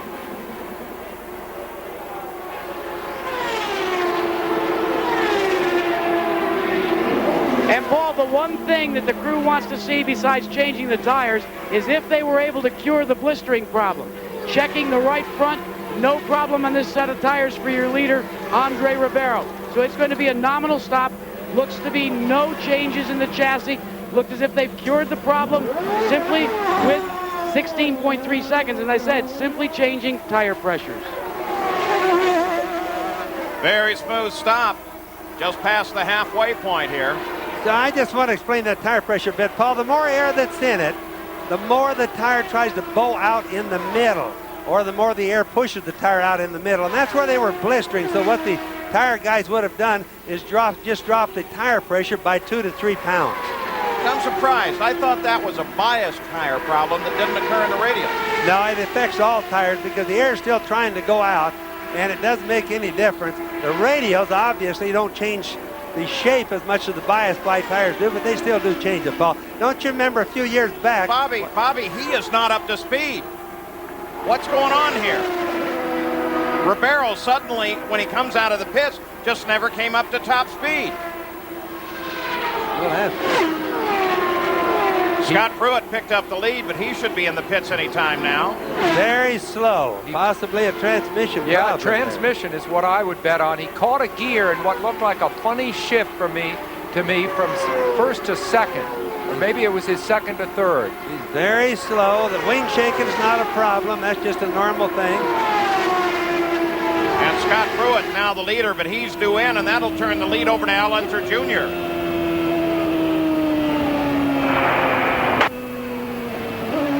Got a clean pit in, and then they're working on the car in front, but we're in good shape. Again, a little blistering there on the right front, Gary Gerald. Well, we see it as he comes rolling up, Paul, and now comes to a stop. Yes, clear blister on that right front, no question. Give you the one we'll turn see up if on the Pruett front talks wing. to Jim McGee at all on the radio. That's open. Everything else, routine. Now a change in the front wing angle attack, and it's a major change. Pruett's rolling. 17 seconds. But the concern has got to be over the wear in those tires up front. And what they did, Gary, is they turned up the right front wing, more downforce. They're going to put more pressure on the right front tire because he can't race as long as that thing is blistering the way it was. Well, Paul, I'm down here with Andre Ribeiro. I asked the crew if they knew what was wrong. They shrugged their shoulders. They have taken the hood off. This looks as if it could be terminal for Andre Ribeiro. In fact, it is. He is going to get out of the car. What a tough break for this young man who had such a great ride here today in the Michigan 500. It's all over. We'll talk to him shortly. And Al Unser Jr. is now in charge. You saw him as he came around Scott Pruett as Pruett was coming out of the pits. So little Al, having just made a stop, is now the leader of the race. This is where Al Unser Jr. won his first ever oval race. It was an IROC race back in 1987. So there's the leader of the race. We'll look back, see if we can find Scott Pruett, who was a good 15 seconds back. And there he is. So that's the interval, first to second. Al Unser Jr. over Scott Pruett, but a yellow flag could change that very quickly. Brian Herta has not stopped in his third. Nothing has changed here. Al Unser Jr. is the leader, followed by Scott Pruett, and Brian Herta should be heading into the pits anytime now, but there's a surprise in the Tasman pit, Jack. Well, Paul, a lot's changed down here. Andre Ribeiro had gotten out of the car, had taken his harnesses off, his helmet off, was sitting down ready to give a lengthy interview with Brazilian TV. We were to follow. And now do you hear the noise? That's Andre Ribeiro's motor. The crew went to work. They isolated the problem to the wiring harness, not the motor. And now Ribeiro scampered back into the cockpit.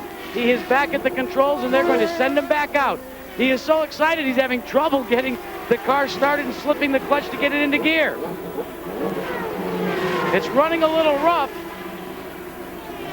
And now it looks as if they're going to stop it again. Gary?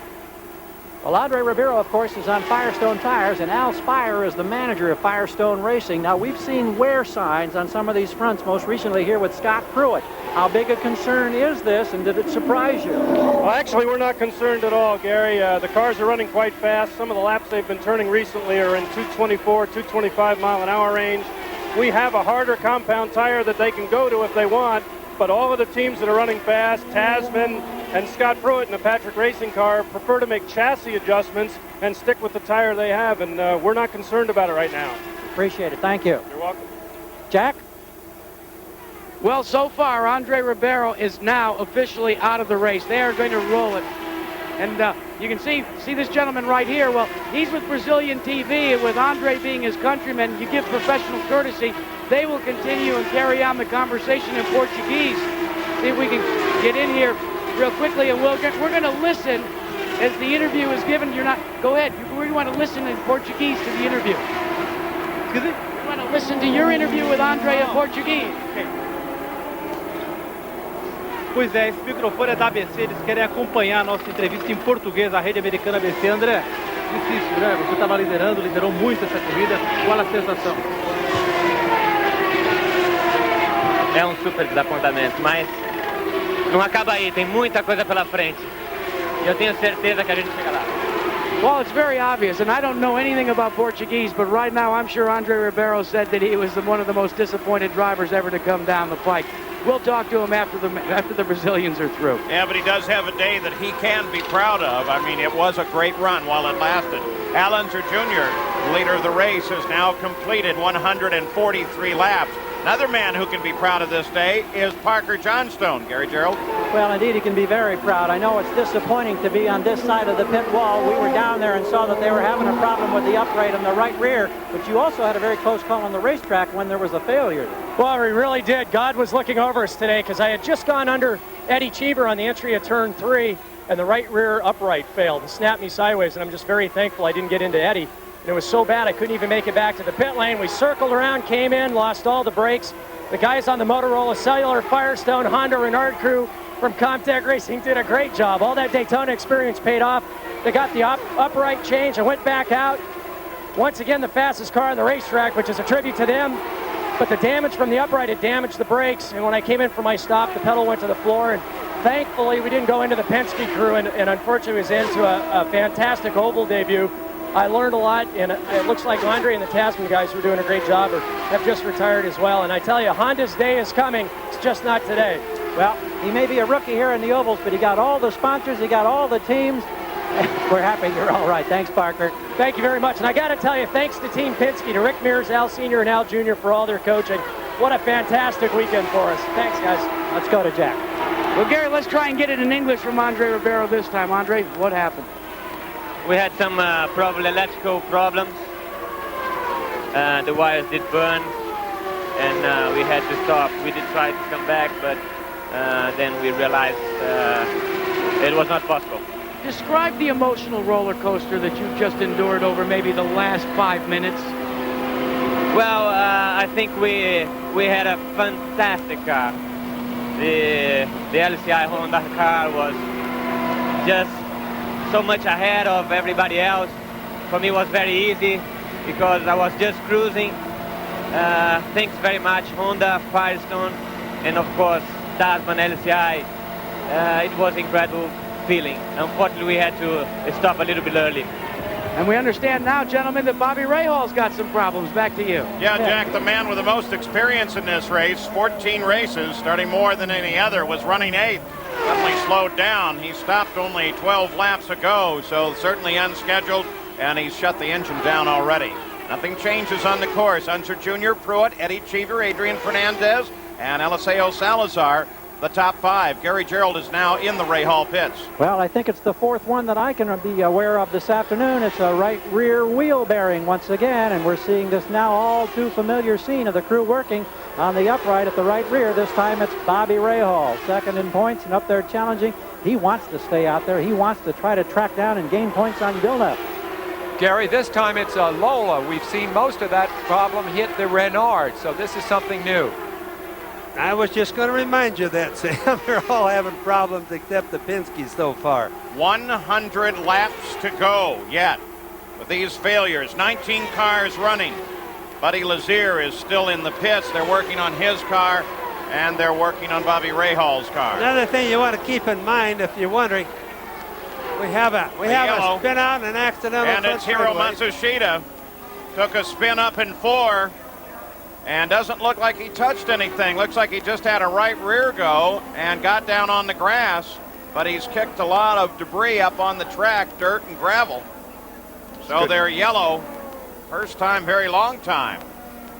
This race has been running at a record pace, fastest 500 ever, 194 miles an hour. 5 miles an hour than the record set here in 1990 by Al Unser Jr. Boy, look at all the grass that he tore up. So Hiro Matsushita brings out the yellow flag at the 150th lap. Just lost it coming off of 4 and didn't touch anything, so maybe he'll get her back into the fight. We'll be back. Back under a full course caution, the leader of the race, Al Unser Jr. And under this caution, though, Al Unser Jr. comes into the pits, and that gives Scott Pruett the lead. It's a great way to see a race hanging overhead and watching the race from the Goodyear blimp. It's the Spirit of Akron floating over this circuit here. So the leader of the race comes in. Al Unser Jr. makes his stop. Scott Pruett picks up the lead under the yellow for Hiro Matsushita, who looks like he just had a problem with the right rear that caused him to come out of control. Let's go down to Gary Gerald. Maybe he can enlighten us on some of these tire problems. Well, we heard from Al Spire with Firestone a short time ago. They're having wear on the right front. Leo Mel is the general manager of racing for Goodyear. You're having tire wear concerns here on the right rear. How substantial is this problem, Leo? Well, we've had some blistered right rear tires, and we've lowered the air pressure on a number of cars. It seems to be helping. What's happening, they're blistering slightly, but it's not affecting. Nobody's had to stop early. We just had punctures on the 33 and the 18 car in that last accident, but I think we're okay for the rest of the race. Okay, that's the story from the Goodyear side. Let's go to Jack. Well, Gary, they're going to take advantage of this caution period. The Patrick team has called in Scott Pruett as we listen on the scanner as well. Now, watch the crewmen at the front of the car. Once they've completed the exchange, they'll go to the nose, make a turn. They're going to take the wing out. That was the amount of wing that they put in the last stop, and he almost stalls it. Boy, was that close, guys. Well, that could be costly. They'd have to pull the car back, restart it. Too costly, Jack. Well, Scooter got it out of the pits, though. You know, there's some good news here. We've got some great physicians that work on the circuit with us. Dr. Terry Trammell and Dr. Steve Alvey were recognized and, in fact, honored by the National Athletic Association, NATA, in June for their contributions to athletic training and motorsports medicine. Dr. Alvey was inducted as an honorary member of NATA for his contributions, and Dr. Trammell was presented with the prestigious President's Challenge Cup Award presented each year to a physician. It's made a significant impact in sports medicine and in athletic training. We're very proud of both of them and thankful for the good service that they give all the drivers and crews here in IndyCar. Well,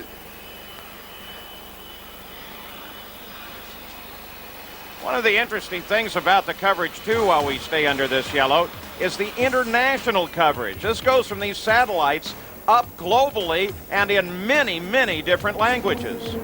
Bem-vindo às 500 milhas de Michigan, apresentado por Speedstick. Добро пожаловать на 500-мильную гонку в Мичигане, которую представляет фирма Speedstick. Bienvenidos a la carrera de Michigan 500, presentada por Speedstick. And we welcome you, too, to the Michigan 500 presented by Speedstick. ESPN International sending those signals all over the world. So it is a full course caution, the only way they do it on an oval. And look back there behind the grandstand as we push in. That's the TV compound where they control this race from. Look at all those trucks and look at all those satellite dishes. All fully air conditioned down there. Incredible comfort, of course, everybody works in. Sam, it's air conditioned where we sit too, and it isn't too bad right It sure here. isn't on the stands. You see the people sweltering on the lower right of that screen. Biggest crowd we've seen in a long time. So as we ride with Stefan Johansson, we remind you that in 2 weeks there is more IndyCar action here on ABC as the IndyCar's best head off to the road course at the Mid-Ohio Sports Car Course. Defending champion Al Unser Jr. challenges the field at the Miller Genuine Draft 200. That's Sunday, August 13th here on ABC Sports. Hiro had a problem. Gary, he's with you? He is indeed. Hiro, are you all right? I saw them taping your wrist here. Was there any injury at all or any physical problems? No, I'm okay. That just taping for wrist, protect the wrist. Now, what happened with that rear tire? Was it a puncture and get into the under tray or the underwing? I believe it's the tire got a puncture. It's happened coming out from the downfall. I was super lucky. Well, indeed you were. We're glad you're all right. The best part of this day for Hero right now is the fact that he's standing right here by the ice. He's about to dive into it. I wish I could, too. Let's go back to Paul. Yeah, stay out of there, Gary. It belongs to him. Parker Johnstone, after he's out of the race, has been kind enough to join us on a headset, can watch the coverage here as well. Parker, we've seen these problems with the right rears. What do you think's happening there? Well, Paul, I'm very surprised. We did a lot of testing down in Texas World Speedway and also in Michigan prior to this race in 95 to 100-degree heat. We had a problem with one upright very early on in our testing. We corrected that problem, and I'm very surprised to see the failures we're seeing today on these Renards. Well, we should head back to green flag at the conclusion of this lap, so stay with us, Parker, and jump in any time if you would. Al Unser Jr. will lead Scott Pruett and Eddie Cheever to the green. Well, Cheever is staying in this thing. AJ's playing some tactics here today.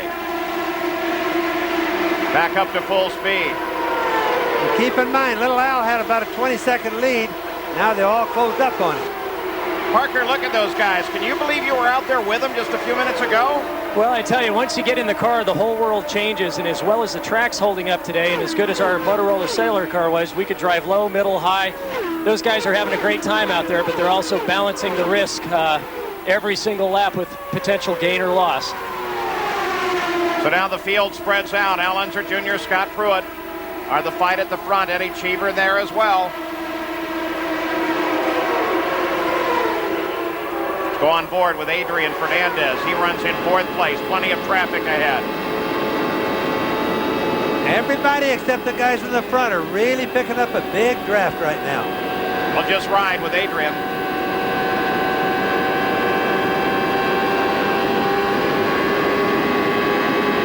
Parker, you were the fastest guy here all day. Why don't you take us around for a lap? What are you thinking at these points?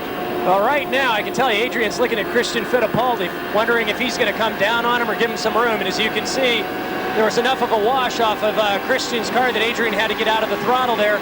He's going to have to time his run a little bit better, because if you don't get a good run at the appropriate time, he's going to be stuck in this group and not be able to get through it. They're both picking up a draft from the guys clear up in front. We've got a big whirlwind going on around there now. Once the cars all get going together, kind of makes it like a little whirlwind going. Adrian's going to give it another try here, but once again, he's going to get shut off by Christian. What he needs to do is get a little stronger run off him out of turn 2 and go inside hard, even down onto the apron, to make Christian realize that he's serious about getting by there. And Parker, as good as these onboard cameras are, does this really show you what the banking is like here? You know, I was really surprised. We were here testing a month ago, and I took my mountain bike up just to take a ride around the track, and you can't believe how steep it is in turns 1 and 2. I mean, it's a serious hard pedal up to the top, and when you're in the car, it seems like it's nearly flat. We're going to move around here and pick up Bobby Rahal, who runs in 14th place as he comes under Teo Fabi, who started alongside Parker in the front row. Parker, we understand from starting that you can handle the heat because you're tough and from Oregon, but what about the rest of these guys? How bad was it out there? Well, I do a lot of training for triathlons. I don't actually compete because my team owners don't want me to get hurt, but you'd be amazed at the number of physical fitness programs and careful diets that every one of these drivers are on. There's only 1 or 2 that don't adhere to some sort of strict daily training. And I've got to mention, while we're on board here with Bobby Rahal, that I could hear the cheer from the Honda pits when I drafted by Bobby the first time around past start-finish. And it's one of those things. Bobby did a great job for Honda, but just couldn't hold on. And I've talked to Bob recently, and he really wants to come back. And there goes Adrian Fernandez. You were just on board with him a few moments ago as he sails past Bobby Rahal. 162 laps complete. Parker, you talk about the fitness. I know that measurements made, tests made with drivers have seen that their heart rate goes up about triple or even more what it is at rest. Are you ever aware of that when you're driving? Well, I actually wore a heart rate monitor during a test not too long ago, and my resting heartbeat right now is 42 beats a minute. My maximum is just over 200.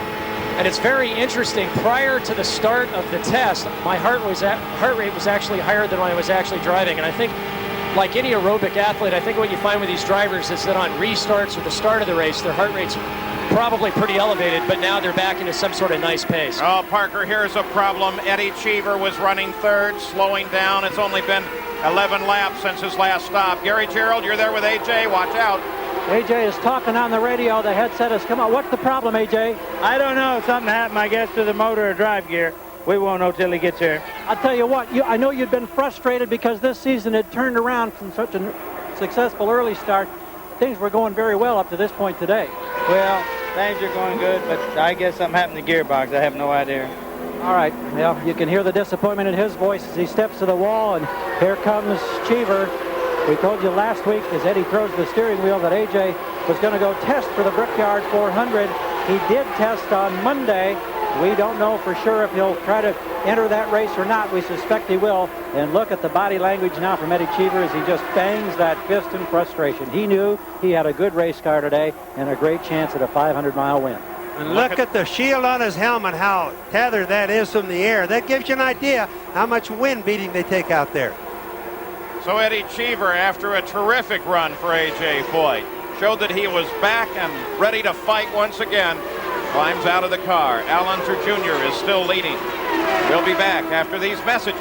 And a word from our AV has been steadily closing between Scott Pruett and Al Unser Jr., the leader. And now it is a fight for the lead as Scott Pruett tries to overhaul him on the high side.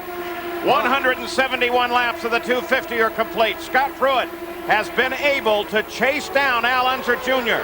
Let's watch and let's listen to the two-way radio.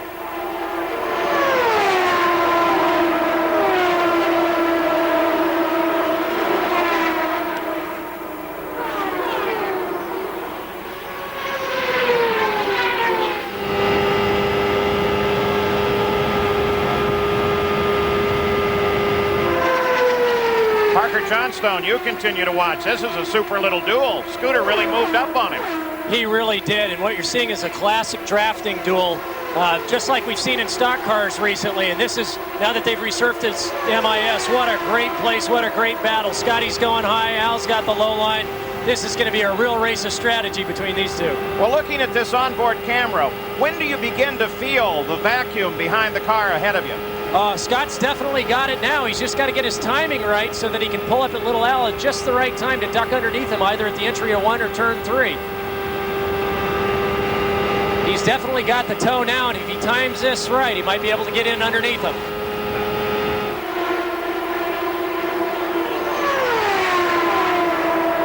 Scott tries to get him high. Again, he just doesn't have enough to do it. Can he get him coming off of the corner? Now still tucked in. We'll continue to watch this battle for you. A year ago here, Eddie Cheever started driving for A.J. Foyt. He almost had one wrapped up for him today, Gary. Yeah, the vacant look in the eyes, I think, really tells the tale. We keep an eye on that battle up front. And, Eddie, I know you felt like you had both Pruett and Unser covered. You thought you could surpass them.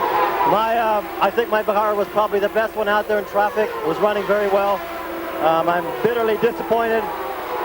I think something went wrong in the drivetrain in the back, but it was a heck of a race. And my compliments go to Penske for repaving this place. It's a lot of fun to race here now. You know, it's been tough in recent weeks. There have been a lot of disappointments for you and this team, and this looked like it was going to be a real bright spot. I thought I had probably the best chance of anybody out there to win the race, but we didn't. Again, thank you. It's Eddie Cheever. Remember Pruett's pursuit of the lead at Indianapolis. And boy, look at it here, though. Scott Pruett tries it low and takes the lead. Whoa. Scott Pruett out in front. Boy, and he really, the draft worked there. It really did. You saw what Scott had to do is he had to drop way back to get another run on Al because he had lost his momentum, and he timed it just perfectly. Used the draft, went right by him, and I'm sure now we'll see Scott pull out from Little Al. Happy Pat Patrick there. Well, you can see the smile on Pat Patrick's face, but what you're seeing right now, you're seeing the guys run their racing gears opposed to their overdrive gears. And Penske have probably told Little Al to eat Look at this. Back. As they get caught up behind the slower car of Brian Herta, who is not in the battle, and Little Al tries to make the move. Almost had him captured there. Well, there's where momentum just pays off. Whoa, and one car in trouble. This is Salazar, and it is yellow. And you heard Jimmy McGee scream pit to Scott Pruett. Boy, a gentle kiss of the wall. And you can see water running out from under that car right there. Look at the number 7, the water running down. Probably water, not fuel. It's probably what caused him to spin. Probably broke a radiator or a hose or something like that. So here is Scott Pruett in.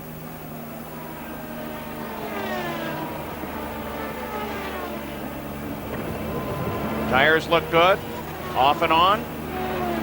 And Al Unser Jr. has already been in and out of the Penske pits.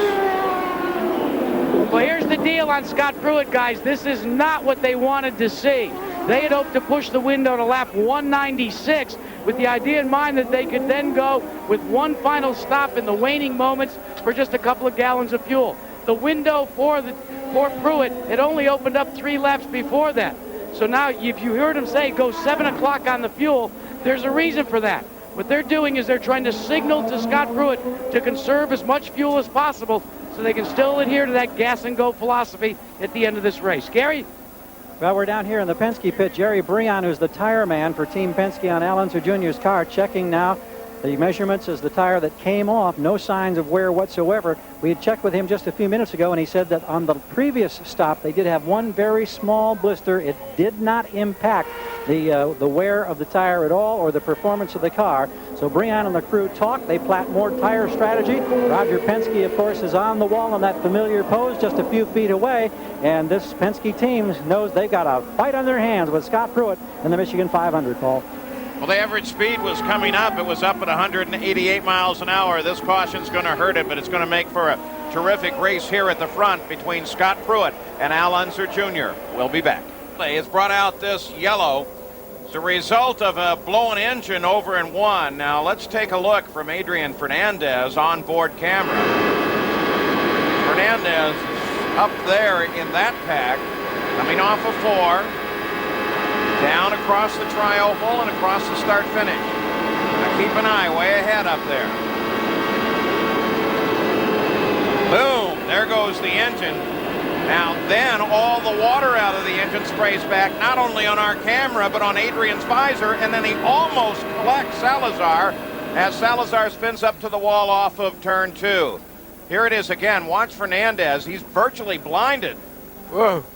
Well, that was close, and there wasn't anything anybody could do about that. Certainly wasn't Salazar's fault. It was an engine that just literally exploded. Look at the white smoke coming out. The white smoke is oil, water, everything getting together. Now you can see the spray. Look at it way up there. Then the spray comes back and gets on the next car. Salazar must have seen it coming because he got down low. The Indycar safety team trying to get the course cleaned up there off of 2. In the meantime, let's go to Jack.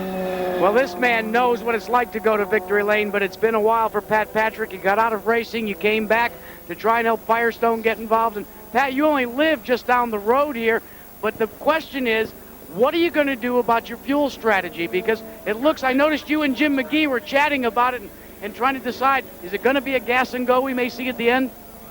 I can't really elaborate on that because Jim and I haven't agreed yet. Oh, boy. Jim, why don't you get in here now? What part of it do you want to argue for? A gas and go? We haven't agreed to disagree either. This is what makes racing so very important, though, the strategy that unfolds on pit road. Forget the drivers during the caution. You guys are checking your telemetry. You're checking between yourselves and the years of experience. What do you think will be the determining factor, Pat? Well, it depends on how the cars perform, and Al's running very well. Of course, so is our car. The Firestone tires are doing excellent. As you know, the 2 Honda cars are the fastest cars on the track. Roger is a tough guy, and it seems like old times, he and I fighting it out. I just hope we're both here at the end. Well, the great thing, guys, when he was talking to me, look at over here. Jim McGee had one ear cocked, and he kept trying to see what Pat might say to see if he could get an edge on that argument and that agreement to disagree. Couple of real smart cats right there. Next Saturday on ABC Sports, the Indianapolis Motor Speedway will roll out the red carpet for the stars of stock car racing. Defending champion and NASCAR points leader Jeff Gordon battles a field of the sport's finest at the Brickyard 400 live. And then on ABC's Wide World of Sports, Dale Earnhardt and the world's top drivers battle in identical cars in the International Race of Champions, and I'm telling you, don't miss that one. Plus, we begin coverage of the World Track and Field Championships from the Oakbrook, Sweden. That's all Saturday here on ABC Sports. After 181 laps, there's the full field rundown under the yellow, so everybody's tucked up nice and tight. Interesting names there moving up. Johansson, St. James, Jimmy Vasser, who had a 1:29 pit stop, would put him behind. Let's go to Gary Gerald. We heard from Pat Patrick. Here's the other friendly rival for so many years, and it's kind of like old times. We're saying Roger Penske battling Pat Patrick's team. Your thoughts, your concerns at this stage of the race now for your driver, Al Unser Jr. Well, I think we've got a real good car. Pruett's running well. It's great to be racing Pat here at the Michigan Speedway. I think the key thing is trying to finish. You know, we've run strong in this race before last year. We let it need to keep this pace under control because it's tough on the engines, run them over 13,000 every lap. So, you know, our concern is reliability all day. The engine's been running great, the Mercedes, and what we have to do now is just work smart. Al feels good with the car, and we'll see what happens. I'm sure it'll be a shootout at the end. Last night you had a reception honoring your 500 champions over the years, and you have all those beautifully restored race cars. What would it mean to Team Penske to come back and win this 500-miler in view of the frustrations you've had thus far this year? Well, in racing, there's nothing like momentum, and I can tell you that to win this race would be great. Al won the IROC race yesterday, so maybe it's a good weekend for us. So we're going to keep our fingers crossed, Gary, and Al's doing a heck of a job. Thanks, Roger. You know, since we mentioned it, the Penske restoration area just outside of this track is the home to 20 of 24 Penske chassis that have been built since 1974. And there they are. All the machines restored to their original driving condition. Each car in working condition is run once a year. The current project is restoring and rebuilding the original PC-1 driven by Mark Donohue. Photographs are reused to build the car, and it's a very long process. As far as man hours on rebuilding something like this will probably take us about 12 to 18 months for two people to build this particular car. We do manufacture a lot of our pieces in-house here. As we mentioned then last night, 6 of Penske's Indy 500 winners gathered at the Penske Restoration Shop. What an amazing collection of talent. So we're still under yellow here. Scott Pruett is the leader. 184 laps are complete. It should be a great run to the finish in the Michigan 500. Back at the Michigan 500, presented by Speed Stick, 185 laps at 250 complete. Here's the way the engines break down. Scott Pruett in that Ford has been very powerful throughout the day. Interesting commentary last night. Some of the people from Mercedes-Benz complained that we suggested and have suggested that the Mercedes does not get the distance that Ford does. Well, we're about to find out because it's a head-to-head battle now with Scott Pruett and Al Unser Jr. stopping on exactly the same time 5 laps ago. Lynn St. James now runs 9th in that 90th car, or number 90 car. Past couple weeks, she's been helping us out here in your absence, Bobby, and I got to tell you. She's done a very good job today, Paul. Well, she did a very good job sitting in your chair, too, pal. I don't know about in the booth, but on the racetrack, I think she looks plenty good. But in my seat, maybe not so good. I would do everything I could to get her a ride next year, my friend. Let's go down to the pits and Gary Gerald. Well, Danny Sullivan is one of those that's lurking there, and I think 7th position, Paul, and they're doing it despite radio frustrations. The crew can hear Danny. Danny, however, can't hear any instructions from this side of pit wall, so they soldier on in the number 7 spot, back west. There's Stefan Johansson. He runs now in 8th place, so he's been able to keep that 94 Penske car alive, and just ahead of him is Christian Fittipaldi, ahead of him on the race course, but Christian's 10 laps behind. Emerson Fittipaldi is sitting in 6th place, just ahead of Danny Sullivan. I just looked out and counted 17 cars left running right now, and we're really going to have a trophy dash to the end, it looks like. One more fuel stop. It's going to be a fierce one. The yellow flag is still out. This is one of the few tracks, or not one of the few. Last week was the only track that we don't have the EDS computer scoring system. We have it here. It's not only used by us, but Scott Pruett's engineer using the EDS display for the first time in the pits. Many of the teams use it, and it's really helpful. Gary Gerald? Well, Eliseo Salazar had a 4th place finish in the other 500-mile race during the month of May at Indianapolis. Today, I know you had high hopes, but tell us what happened now that puts you out in that incident. Yeah, well, I have mixed feelings with the race because I'm disappointed that we didn't finish. The engine went in turn 1, and, you know, all the oil went in the tires, you know, and I was lucky to to hit the wall, but very lightly. So mixed feeling because of the disappointment, but also, I think we did a good race. We were going to dice for the lead. I was dicing with Pruett, and I think we proved, that on super speedway we were very good. So I'm very happy. Contrast the different driving styles first at Indianapolis as opposed to the high banks and the speed you experience here with less boost. Well, I think, you go flat all the time. That's what really kills the engine. There was the previous stint I went flat, for 30 laps, and the engines are running very, very strong. Well, we're about to go green. Thank you. Thank you. Eliseo Salazar back here, and he's healthy and fine. All right, they begin to pick up the pace on the backstretch now. 185 laps complete. Scott Pruett, the leader. Al Unser Jr. will be chasing him. It should be a great fight. Interesting battle of contrasts here. Engines, Ford and Pruett, Mercedes-Benz in Al Unser Jr.'s Firestone tires on Scott Pruett. Al Unser Jr. shot with Goodyear. And, of course, two different chassis types sitting there. So we'll watch this battle as the green comes out and begins to unfold. Pruett Pruett can be very intimidating on a racetrack. You see little Al on the left, Pruett on the right. He's shouldered his way past several cars during this season. He's definitely one of the most aggressive drivers. So Al Unser Jr. just slides past Scott Pruett on that restart. And Pruett now has to give chase, but he does have traffic ahead. And one car sitting up very high. Now keep in mind, too, if either one of these guys or these two drivers, Pruett or Little Al, run their engines too hard, too much RPM too long, they're liable to break them. Here comes Pruett back on a challenge with Al Unser Jr. And Pruett comes down inside him, and Pruett comes back into the lead. Boy, he timed that beautifully. Now you can tell. Let's watch and see what Little Al does, and that'll be by the instructions from Roger Penske on what he wants him to do.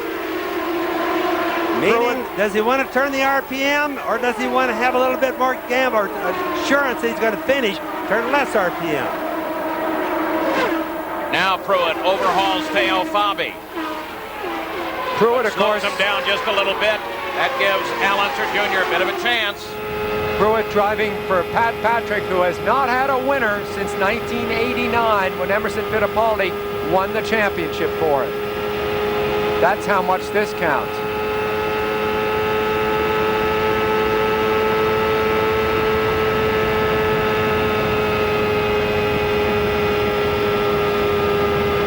It's almost a shame that you can't see how much banking from the camera's ball as there really is. It's really a steep place that we just went through there. Parker had a great example of that, riding his mountain bike up it, finding how steep it was.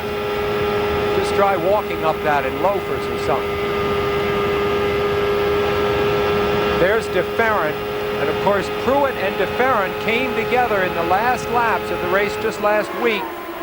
So to see them this close, they almost came to blows physically after that incident.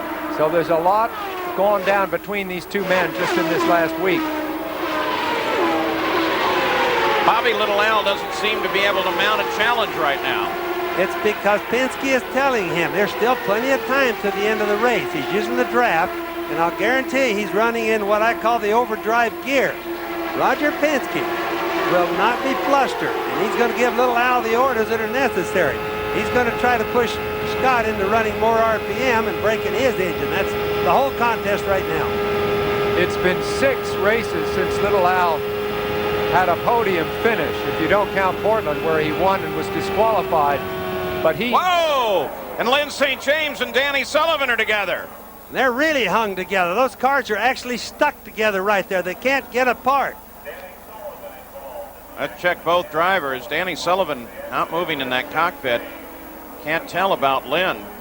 So the yellow is out again. That was a pretty hard hit on the right side for both cars. Quite a bit of damage. If you look at the rear wing, it's gone off of Danny's car onto the right there. Lynn is to the left. Lynn is moving. And Danny's head's still down. And another car involved, Herta. Minus the left front wheel. So what brought all of this on? And is Danny okay? Look at all the parts scattered all over. Brian Herta, who was limps running back in into the pits. 4th place. That really takes Herta out of a hot finish. Apparently some concern about Danny. Lynn St. James moving around there. They walked away from her car, so apparently she's okay. They want to try and get the field slowed down onto the lower line there. Gonna wait and see how it goes. As far as if we cut a tire, if I start feeling anything funny, I'll let you know. But we'll just kind of ride it out here for right now. Okay, 10-4, you just keep us posted as to how long you think it's going to be. We need a couple of 3 laps before you think it's going to go green. So the conversation between Jim McGee and Scott Pruett. Here come the contestants from last week. Combatants. Bobby Rahal, this may give us an idea of what happened there. Coming off of 4, off of 1, there's first car up into the wall, parts all over the place, both cars together. Boy, Rahal almost caught a wheel carrier, up carrier and wheel. Yeah, both cars got together, went into the wall together, it looked like. Not quite as good a picture we like to see yet. Hard to tell if that was an engine going and then they got together, or if that smoke came off of tires locked up because they were already in trouble. Looked like tires, Paul, but it could have been an engine. One of those out was Brian Herta running in 4th place, Jackaroo. And we're showing you the damage on Brian Herta's car. It is a mess on the left side. Brian, tell us what happened out there. Well, I saw a little smoke. I think Adrian blew an engine. And it looked like maybe Danny was up there. They collected each other. They had nowhere to go, and one of their wheels came back off the wall and bounced right at me. I tried to miss it, and there's just no room. At these speeds, how much of it is thinking and how much of it is just plain reflex when you see a wheel bounding towards you? Well, that's all reflex there. Target Scotch video car was running great, and we were looking forward to a good finish today. I'm disappointed for the crew, but I got some useful miles here at Michigan. I've never raced before, and I'm looking forward to the next race in Mid-Ohio. Guys, this is the difference between our normal 200-mile events and a 500-miler, the stuff that happens after 250 miles. Well, there it is again, and still we're going to have to do some more analysis to find out what happened to Danny Sullivan, Lynn St. James, and as Brian Herta mentioned, maybe even Adrian Fernandez. We'll be back after these messages and a word from our ABC stations. Brian Herta also in this accident. So we're concerned about Danny. We'll give you an update as soon as we know. Now watch as he comes down through the debris. Now look at this. Look at that wheel and hub carrier. That's a lot of weight. And bang, it hits the car, takes off the onboard camera, as well as the left front. That tire had been down and gone back up and came back down again. This is Lynn St. James. It's a report transported to the infield care center here. And she's moving around, but obviously they want to take a look at her. So that was a whale of an impact, and they're very concerned about Danny Sullivan. There was several questions about whether or not any parts of the car might have gotten into the cockpit. We took a look at that possibility, and it doesn't seem to be a reality. But we are concerned about Danny Sullivan. So we're under a caution here. Scott Pruett is the leader, and he's been talking back and forth with his team manager, Jim McGee. Alonso Jr. is second. Adrian Fernandez was not part of that, despite the description that you heard from Brian Herta, and he is on the course in 3rd place. Teo Fabi is now 4th.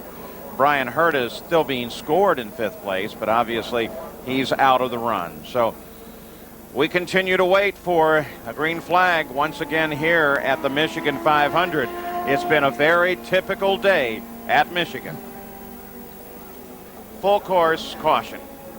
Danny Sullivan has just been extricated from the car and is now being moved over to the ambulance. We should see several more laps of yellow, which may figure into the tactics of the two front runners, Scott Pruett and Al Unser Jr. As yet, we have no official word on the condition of either Lynn St. James or Danny Sullivan. And we've talked about the banking earlier. That's why all those guys are being very careful with that gurney. It is so steep there, they have to make sure they don't have it get loose on the way down the banking. So they're going to take Danny, get him in the ambulance. We think of Danny's glamour and, of course, his long, very successful career in car racing, Formula One, coming here to Indy, driving for Roger Penske, winning the Indianapolis 500.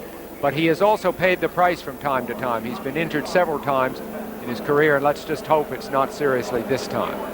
We mentioned Dr. Steve Alvey earlier. Looks like he was one of the folks right there helping tend Danny Sullivan. Let's go over to Gary Gerald.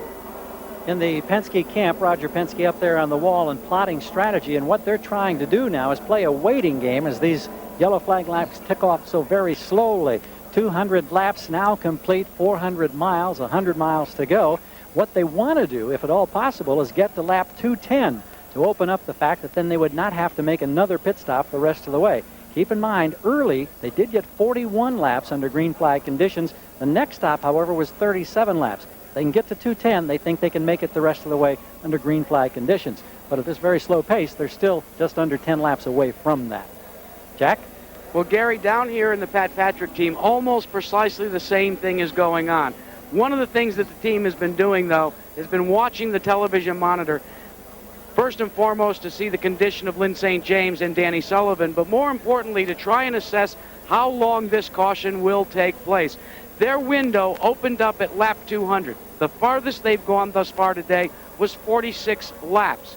They feel that if they can get into that 205 to 206 area, they could give Al Unser Jr. and Team Penske a chase right to the finish line without having to take on additional fuel. Now, one of the things to remember when we go back to green flag racing is listen to the onboard radio, because the team will say, go to 7 o'clock, go to 6 o'clock, go to 12 o'clock. One of the interesting things we found out, though, because people change teams, the teams change what those signals mean. If you lose a crew member, he goes to work for someone else. He monitors the radio and says, they go to 6 o'clock. That may mean go to full fuel. It may mean only go to 3/4 fuel. All kinds of tricks and all kinds of things up people's sleeves here. This is what makes the pit strategy so very important. Well, we're still waiting for the preliminary medical report. Shit to sweep up after they get the car gone.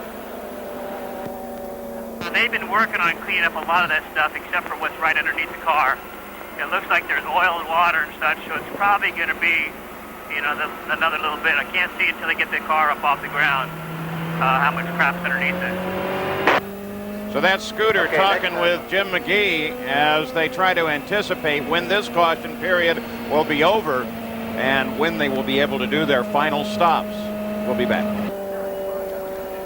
Back at the Michigan 500 after 200 laps, 12 cars out of the race, 14 still running. Scott Pruett the leader, the average way down now with 5 caution periods, 8 leader changes, 8 different leaders, 16 changes. Cars out of the race, well, fairly extensive. Attrition here is always a factor. Guerrero, Andretti, Raul Boisel, Paul Tracy, Parker Johnstone, Andre Ribeiro, Hiro Matsushita with that accident, Eddie Cheever with the transmission, Eliseo Salazar had the engine go and then got up close to the wall, didn't quite touch it.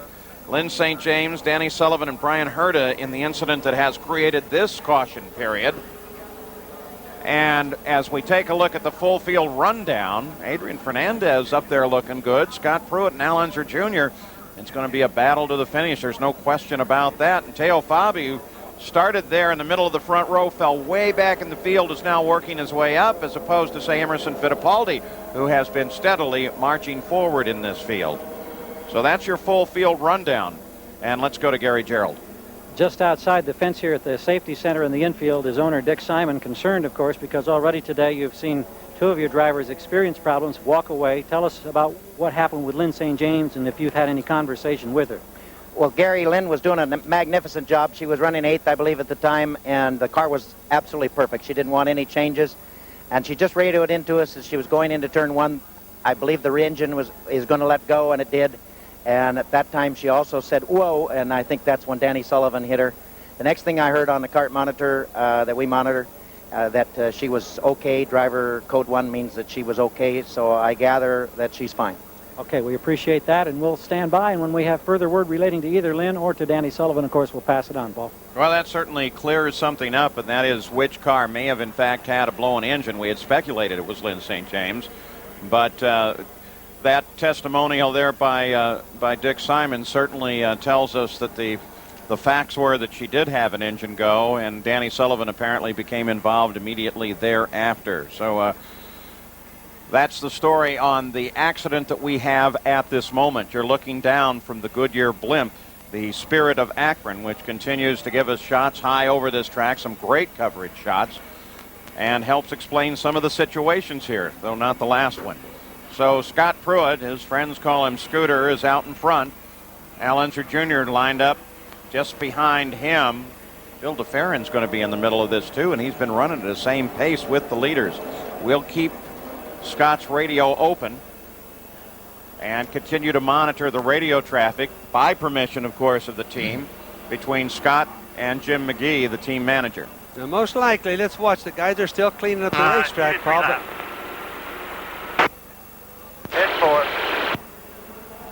But both of these guys are probably going to come in. There's the mess that's still on the track. Now just watch. Both Pruett and Little Al are waiting to come in the last minute that they can go because they'd like to get as close to the end of the race on this last stop. We think they can do about approximately 40 to 43 laps on a full load of fuel. And Jack Arute, Adrian Fernandez looking pretty good with 45 laps to go. And you know, we talk about the good old days. Let's talk about Rick Gallis as well. He's put an ace face up on the deck here as well because he is going to call his third place driver onto pit road first of the leaders, thinking that maybe track position will help him just a little bit. They really feel like they have a chance to win this race. They've been talking to Adrian throughout this caution period, trying to pump him up, trying to literally get him to visualize what it would be like to go to victory lane. It's a little bit of cat and mouse down on pit road right now, guys. Everybody's monitoring everybody else, trying to see what's going to happen. Adrian's coming in right now. Exactly. So this is the first roll of the dice. Fernandez will be the first, and now the conversation will pick up with Pruett and Al Unser. They'll have to determine, based on what Fernandez has done, whether they want to come in. Now, the word I just got, as far as Scott Pruett is concerned, they're going to stick close to their original plan and come in on 207 or 208. That's next time around or thereafter. Yeah, exactly. This is the 206th lap, still under caution. So Adrian has his fuel, and he'll rejoin the pack. There's still some dust on the course out there from the accident, so it's a little bit longer for the cleanup. Fernandez had a weak early part of the season, but he has come on extremely strong in the last half dozen races with a couple of sixth places, a 7th and 8th, the 12th last week. He had trouble right at the end, but this man is very competitive at this point in the season. All right, let's listen to Scott Pruett and Jim McGee. That's the fuel at 12 o'clock now, so when you leave, you're in good shape. Be pitting this lap then, right? Lap, and then it's going to go green right after this lap, so you've got to get out and get to the end of the field. So put it at 12 o'clock, the fuel. Remember that voice of Jim McGee. He masterminded. You want to make sure you reset your meter. You got a clean pit in. And there he goes, second card laid, Jack Arute, as Scott Pruett comes in and Al Unser Jr. comes in right behind him. That's the rule. Follow the leader. Jack Arute? Well, and they have run the string as far as they can because we have gotten the signal. Looks like 1 to go before we go back to green. Both cars getting service at this time. You can't ask for two better crews. Al is the first one down and out, but he is further back pit road, so it'll be a drag race to the end of pit road. But Al beats him. Now let's just see if they violated the speed limit. That's the big problem all the time, black flags. Well, they've got a button on the steering wheel which can keep the speed down if they remember to push it. I haven't heard them battle. I haven't heard them use this. Let's listen. Ready to go green. Get ready to go green. Didn't mean to shush you there, Bobby. That's all right. No, I was trying to listen to it too, Paul. Flynn St. James. Obviously, she's all right, and that's good news for us. That voice of Jim McGee, remember, he monitored. I used to listen to that a lot of times, Sam. All right, 207 laps. Green flag is already out. Jim McGee gives them the word. And back in the pack now is where that battle will develop.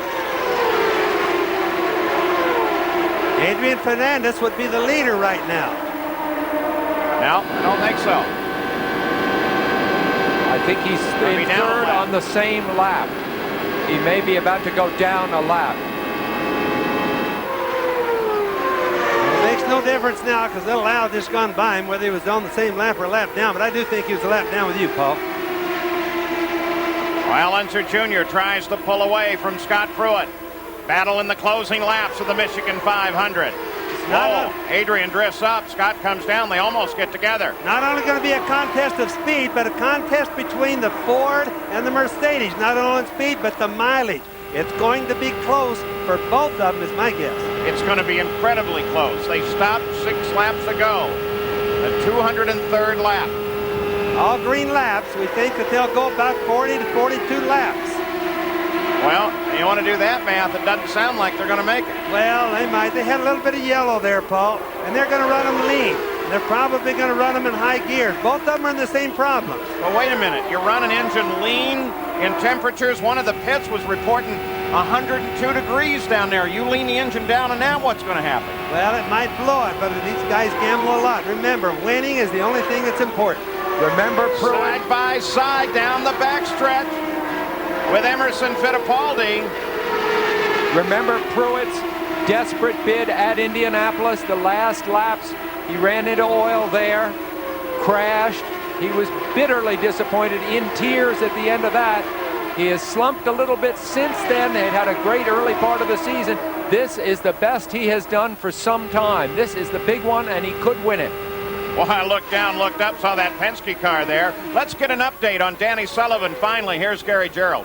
Well, we had a chance to talk with Paul Harkus, who works on the crew for Danny, who was over here at the safety center very concerned. He's headed back to the pits now. He said Danny was complaining of pain in the foot, the knee, and the pelvis, and there are plans to air evacuate him to Foot Hospital, I believe, in nearby Jackson, Michigan. So they'll, of course, undergo observation and further testing and so forth.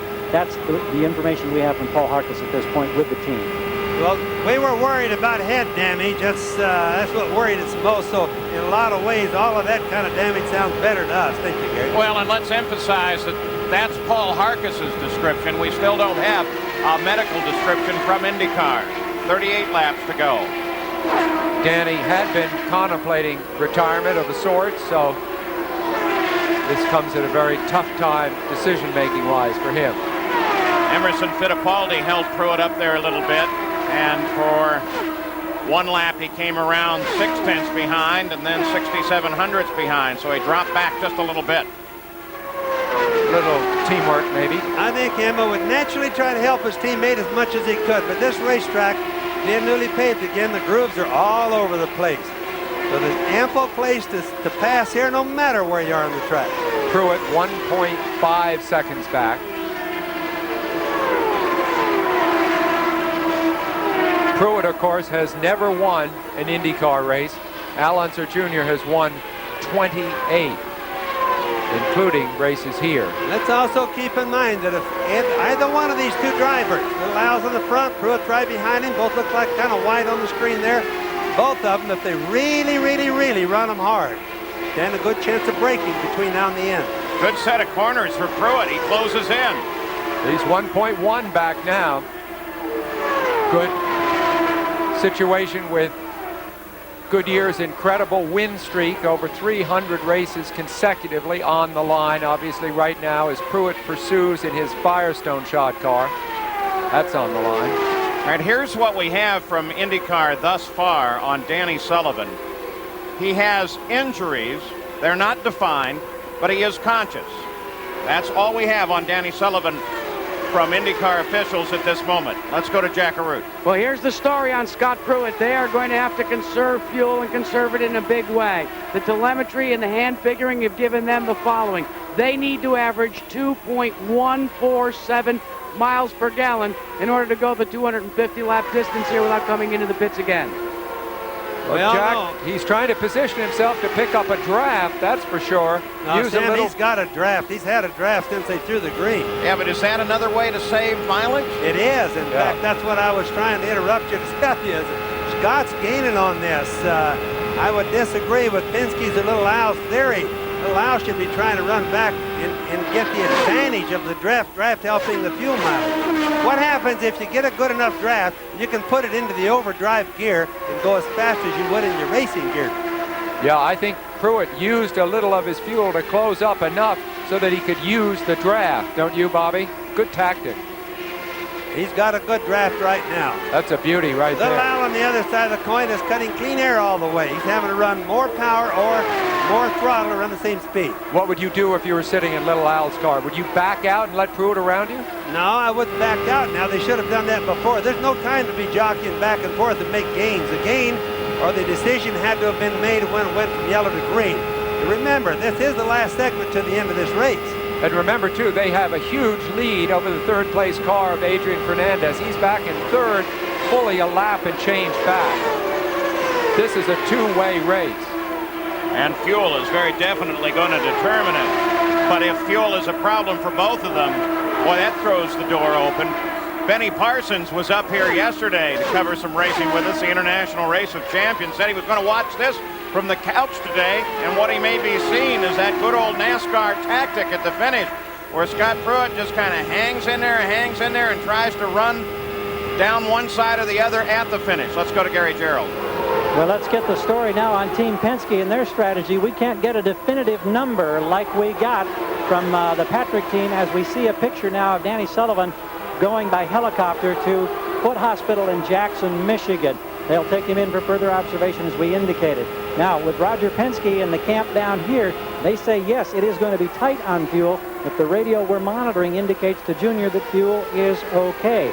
It may be a bigger concern is the wear that we talked about earlier on the tires. Remember, Firestone right front, Goodyear right rear. Will that come into play? How much do you have to save those tires with now just under 30 laps to go? And the leaders come up on Jacques Villeneuve, who just moved into 12th position. That's worth 1 point. He needs more than one. And believe it or not, Villeneuve was helping Little Al, not hurting him. He needs the tow that he can get. Now, another thing, keep in mind, so everybody should know, both of these cars, Little Al and Pruett, both have telemetry, that means that they're on-car computer transmits to the pits. The engineers are sitting there figuring out their mileage every lap that they go around. So the battle continues. When we come back, it'll be a run to the finish. We'll take you all the way to the checker. Nothing has changed at the Michigan 500. Scott Pruett remains on station behind Al Unser Jr. Best guess, Bobby and Sam, is that he wants to stay there. He wants to stay in the tow, and he'd like to save fuel by doing so. My question then becomes, as they begin to overhaul slower traffic ahead, that's the Ferran and Fittipaldi. My question is there a concern on how much air ends up in the coolers of the second car, in this case Scott Pruett's car, when you're in the draft like that? Do you have to get them out into clean air? No, not really. What he's doing is really smart. When you've got that much distance behind, like Scott is from Little Al, you're picking up a fair good draft because they're running 250 miles an hour down the straightaways approximately. So he's getting a good draft but not hurting the radiator. Identical speeds the last lap. Danny Sullivan is conscious, being transported to Foote Hospital and being checked for a possible fracture to the pelvis. He is alert, awake, and otherwise appears to be okay. And what about Lynn St. James, Gary Gerald? Well, here she is, and I know disappointed, but we're happy you're healthy. Tell us what happened now. Just a case of an engine letting go? No, I think actually a right front tire probably went. I don't know for sure, but I called in and said I had corner entry push for the first time. I hadn't had that. I'd had corner exit and apex push, but that was the first time I had an indication of that. And if the tire held going into the corner, but then it just let go. I mean, something let go because all of a sudden the car just was a missile. And unfortunately, I had a long time to have to wait and see him pull Danny out, but I think he's going to be okay. And it's just another disappointing, we were really running well. The race was coming to us. We were getting better with the setup on the car, and I was learning a lot, and we were hoping to have a good finish. Scott Pruett makes a move now as Al Unser Jr. runs slow and appears to slow and heads for the pits. Tactics, is that what we're looking at? Little Al, no tactics there. Little Al has a problem. Very definitely has a problem. So the Penske team goes to work on the car. Look at the right rear. Tire. Look at that. Blisters on the right rear. Scott Pruett takes the lead of the race. 230 laps complete. 20 to go. Al Unser Jr. back into the fight. And still in second place with Fernandez still third, I assume. So now what does Jim McGee tell Scott Pruett? Lean that thing out or go ahead and richen it up? No, he's going to... Sorry, Bobby. You definitely got to tell him to go easy now. Not stop, but just go easy. He has no competition left. Adrian Fernandez is down. Hey, we'll find out. We'll find out. Jim McGee, what do you tell Scott Pruett now? Bring it home. Got your answer for you guys. Oh, yeah, that was a clarifying answer. Yeah, really. I know a lot more now. Bring it home means be careful. Don't make any stupid mistakes now. Remember, Jim McGee was Nigel Mansell's crew chief in that great year Nigel had when he won the championship coming right off his world championship. And so he is the voice of experience in this kind of stuff. And I'm sure when Scott Pruett hears a word from Jim McGee, he listens. Now Scott's got the responsibility of really using his head. They won't run the engine lean. Won't take any chance he doesn't have to, because he really doesn't have any problems as far as competition right now. Right now, he has a full 30-second lead over second place Al Unser Jr. But remember how fast that happened to Al Unser Jr. Could the same happen here, Gary? Well, here's a visual look. If we can get the shot, the tires are being wheeled back, and you can clearly see that strip of blisters from the rear tire. That's been the concern today. Right front Firestone, right rear, or Goodyear. They've been adjusting air pressures, and somehow this set did not come up to function under that setup, and great disappointment, obviously, for Junior. And there's just the kind of thing that Scott Pruett's going to have to be careful of. Christian Fittipaldi coming up on the inside as Scott overhauled Stefan Johansson. You know, Scott can, if he blistered that right front that you see right now in his car, he could live with that a whole lot easier than little Al could live with the right rear being blistered. If your rear's being blistered, that means that it's loose. That means he had a loose rear end. That's the one part that you can't live with. Make no mistake, this is the high point of Scott Pruett's whole career, a difficult career at best. Badly injured back in 1990, fought back from that, finally made his way back into IndyCars, but had a bad couple of years. Then this opportunity opened up. Began the season so successfully, then mid-season frustration. This could put all that behind him. This is the greatest moment so far of his career if he can keep it together. Nobody else in contact, no other battles on the race course. Christian Fittipaldi running down there low behind Scott. He is in 10th place. 25-second lead over second place Al Unser Jr. See, he could sacrifice a lot of time. There's only 15 laps to go. He could almost sacrifice 2 seconds a lap and still make it. So he's definitely going to be in the highest gear. Look at Fittipaldi coming by Christian. Now you know darn good well he's not trying very hard. Let's go to Jack Arute. Well, one of the great things when you're at the controls of a race car, you've got a lot to concentrate on. But these guys here, their work is done. Right now, butterflies have become bullets in their bellies because they can't do anything to win or lose this race right now. It's all up to their driver, Scott Pruett. And many of the crewmen on Pat Patrick's team are very much alone with their thoughts right now. Nice and easy, Scott. Nice and easy. We're in good shape. Take it nice and easy. There's another unseen team that's sitting there tensely, which is the Firestone team, waiting to break that long Goodyear streak should Pruett manage to bring this one home. Yellow. Car into the wall and into the wall big time. Zampedri. And Ferran locks him up to get past it, but Zampedri throws the steering wheel out, so apparently he's okay. The question now is going to be, how long will it take to make repairs? And what it does do is closes up the 23-second gap between Scott Pruett and Al Unser Jr. Fuel ceases to be an issue. Now this is going to raise the price of poker. Trying to listen to the two-way radios.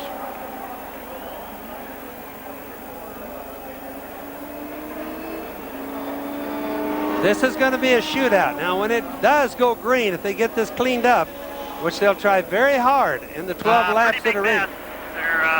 You can probably get a good idea. It didn't look like I ran through anything. I went right down to the inside of the track, got her load. It looks pretty good. It's, this time by, it's going to be about 11 laps to go. Junior's going to come around, so he's going to be in the back of the field. But we're in pretty good shape here. So, while the caution is out, we'll leave for just a moment, and we'll be back. Back at the Michigan 500, under this caution for Alessandro Zampedri. They have a lot of debris up on the racetrack. Gilda Ferran is into the pits. Christian Fittipaldi came in with a shredded right rear. May have run over some debris there. There is Scott Pruett. Now 1, 2, count the cars back to Ellenser Jr. 3 was, of course, Villeneuve. 4, 5. Look at the distance. 6. That's Emerson. 7. Well, now 6 in there. Not yet. So that of course is Teo. Teo, yeah. So Ellenser Jr. Eight cars between them. We're looking for him. There he is. There he is. Yeah, but we know that could be made up in a moment if he gets a break. Let's go to the pits. Begin with Jack Arute. Well, Paul, in the leaders' pits, here's the wisdom that they're passing on to us. As soon as they heard that Al Jr. had gone out of the race, what they did is they radioed into Scott Pruett, go to 6th gear. That's that overdrive gear, Bobby, that you've been talking about all day. Now they feel they've got plenty of fuel to go the distance, and if they have to, they can run their full speed gear for the remainder of this race when it goes back to green. What about at your end, Gare? Well, Jack, in this situation here, the big discussion as the yellow came out, they were trying to make a decision as to whether or not Junior was going to come in and get a different set of tires and that they would tinker with the air pressure a little bit to impact the handling characteristics of the car. Of course, the great disappointment of that blistered right rear cost them the position on the racetrack. They made the decision and changed their mind, changed it again. They finally elected to keep him out, and as you gentlemen counted, 8 spots between where Junior is and the leader, Scott Pruett. Awful lot to make up in very little time. Well, let's give you a full field rundown. 10 laps to go. The leader is Scott Pruett under the yellow. One of the things that is also interesting to me as we look at that full field rundown, Bobby, is that we know that... Try and get him cleaned up and give us another reading.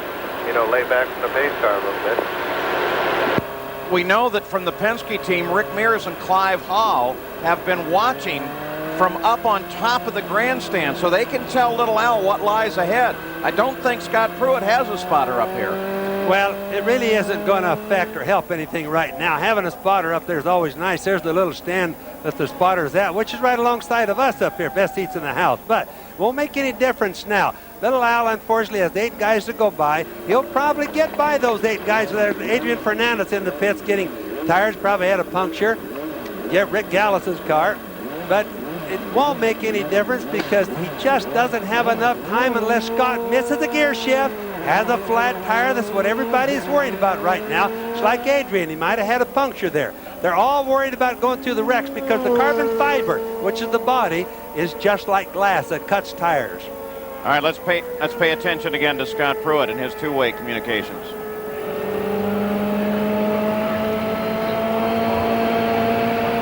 He's just working his car back and forth now, feeling to make sure he doesn't have a tire going down. See, the driver can't see the rear tires. He can see them in his mirror, but they don't look like much.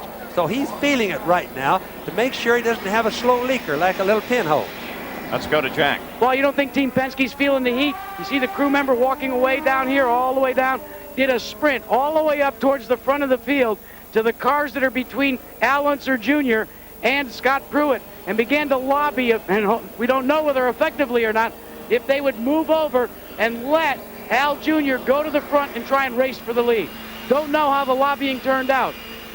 Yeah, you figure you have to take a chance, though. You have to try and argue it. Yes, that's for sure. You know, there's plenty of room to pass it, like as we've said all day. The problem is he needs a certain groove to attain the speed he needs to catch Scott. Oil that's across the front straight. Notice how calm Pretty good now. Pruett sounds calm, almost laconic to me in view of the few moments that now separate him from we got 8 laps to go. The high point, the culmination of his racing career. The big worry right now, the way I see it, is going to be whether or not either one of them, or either one of the 3, including Adrian Fernandez and the Gallus car that's running 3rd, we got to keep track of him too. But if these guys have a flat or miss a gear shift, do something like that we would call stupid at the start, that would be bad. But it could happen easily. If Pruett, Bobby, you're so right, missed a gear shift on the restart, which I doubt he'll do, he could suddenly find himself in mid-pack. You can hear how cool he is, though. This Pruett doesn't get rattled. He came up through go-kart racing. This guy's been around a long time. He's the defending Trans Am champion. In his year off from IndyCar racing, he just went and won the Trans Am. Probably 3 more laps of yellow, Jackaroo. Paul, we're talking about where the spotters are. You talked about Clive Hall and Rick Mears being up in the best seat in the house. Found out where Scott Pruett's spotters are. See, way up there at the end of the grandstands, they say 5 rows down. They bought a ticket. Cart can't Well, stop them. their car owner doesn't own the speedway. Cart can't stop them from doing that, that's for sure. Let's go to Gary. Well, as the countdown continues, looking for green, one of the busiest guys from the Penske camp is Peter Twitty, who's running from team to team trying to find out whether or not they can get cooperation so Junior can pick up some ground. And among those that they're lobbying, teammate Emerson Fittipaldi. And I mean, Twitty has just been back and forth, and then back and forth again. We know that Twitty could be a heck of a salesman now, don't we? I said, have you had any luck? And he says, I've got lots of luck. Right now he's talking to Chuck Sprague, who's on the radio with Emerson's team. Still pretty dirty up there in turn 4. Quite a bit to clean up. Well, the teams, I think all of them were relieved to see that Penske, who's not the dominant force this year that he had been in the last few years, it's really broken this season open, made it the best season for IndyCar racing in a long time. But they want everybody to have a fair shake. And when you know a man wants to work his way through the pack, you at least want to know he's there and see if you can give him a chance. Al Unser Jr. pulls up, wants to make sure Teo Fabi knows exactly what he intends when they go to the restart. They're still trying to get a cleanup there. They've picked up all the little pieces, and believe me, there were a bunch. And they have to clean it up. They have to be fair to everybody. That would be an unsafe circumstance to start it now. Like a lot of those guys that just got to let them go on the restart, so we're going to have to be on our toes. Boy, that's the news, all right. That's Jim McGee. Pruett. It's serious back there. Pete Twitty's been out selling. And McGee knows it. That's the point. He's yeah, but now does McGee send somebody down the pits? To lobby the other way? No, and he doesn't have the chip either. But here's McGee, because there's a Firestone Goodyear chip here, too. And remember, McGee used to run Penske Racing. He used to be the general manager over there. McGee is you're probably looking at the face of the most experienced crew chief in this business, wouldn't you say, Bobby? Well, you combine the teams up. What incredible experience. Patrick Racing, Penske Racing. He's the modern day George Bignotti. There's no question about that. Jim McGee is the most experienced of anybody here. We've jumped back about 5 years in time, 5 or 6 years in time. Let's look up. Okay, it's going to be green next time by. You can go to 12 o'clock now in 5th gear. Yep, there's the finger. 1 more lap to go. 5th gear, so they go know green. That's the go gear. 5th is. And I think Junior's only 1, 2, 3, 4 cars behind. Right on your plug. And I think we can assume the 12 setting is the maximum power setting as well. Whatever the signals may be, we now know that. Sam, did you hear him say he's on your button and go, shoo? Yeah. Full rich. All the power you can use. 6 laps to go, Gary Gerald. 5 laps to go. Very critical it's going to be the start. How much of a jump that Pruett gets. Gary? The lobbying paid off because Emerson Fittipaldi just came in and got a splash of fuel. That means, of course, that his teammate Al Unser Jr. moves up at least 1 spot. Oh. That closes the gap. 5 to go. There he is on the left of the screen. That's how close they are. They are 3 real cars. close.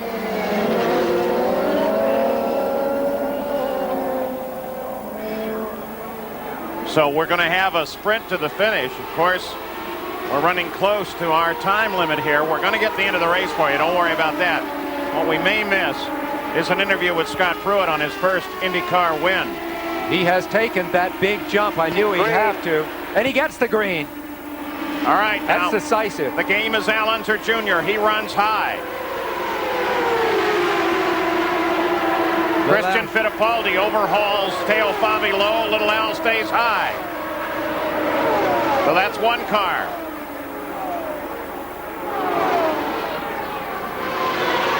There's Ray Hall right in front of Little Al. Ray Hall. A signal from Ray Hall. Come to my inside. Scott's still a long ways in front. 2.5 seconds. That was the last cross of the line. We'll find them now. That draft right there is really helping Little Al.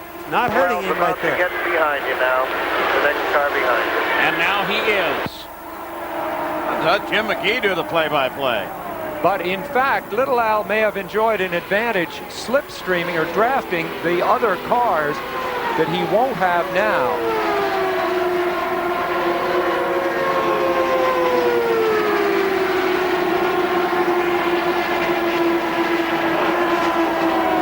Laps to go.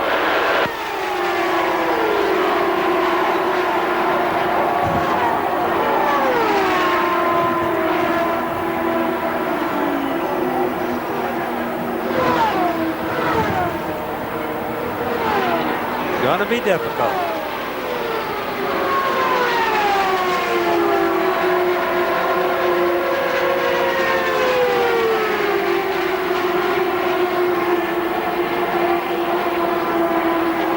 Last lap, Pruett, 229 miles an hour.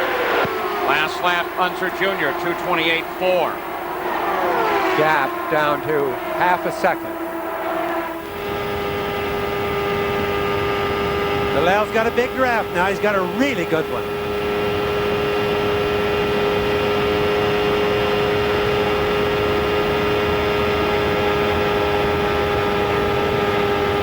Pruett is a very defensive driver.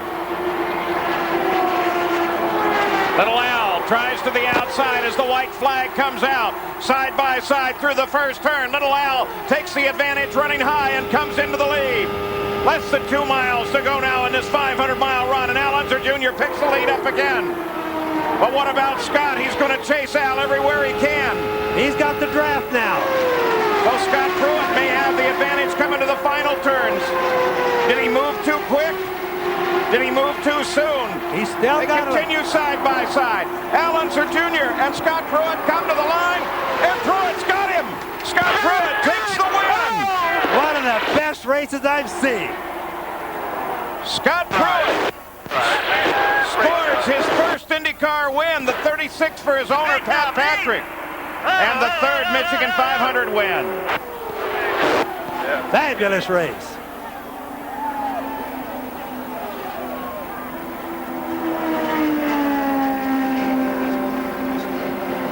So there it is. There was the finish of the race. Scott Pruett timed it absolutely perfect. For a moment, I thought he'd gone just a little bit too early, but not so. Perfect timing. And Scott Pruett takes the win by inches here in the Michigan 500. Here's Jack Arute. Well, Jim McGee trying to make his way over to victory lane, and he is so excited. Jim, congratulations. Oh, thanks a lot. That was a great race. I mean, Scott's he's got a lot of spunk, and after all he's been through in his racing career, it's absolutely incredible. I'm so proud and happy for him, and he's a true champ.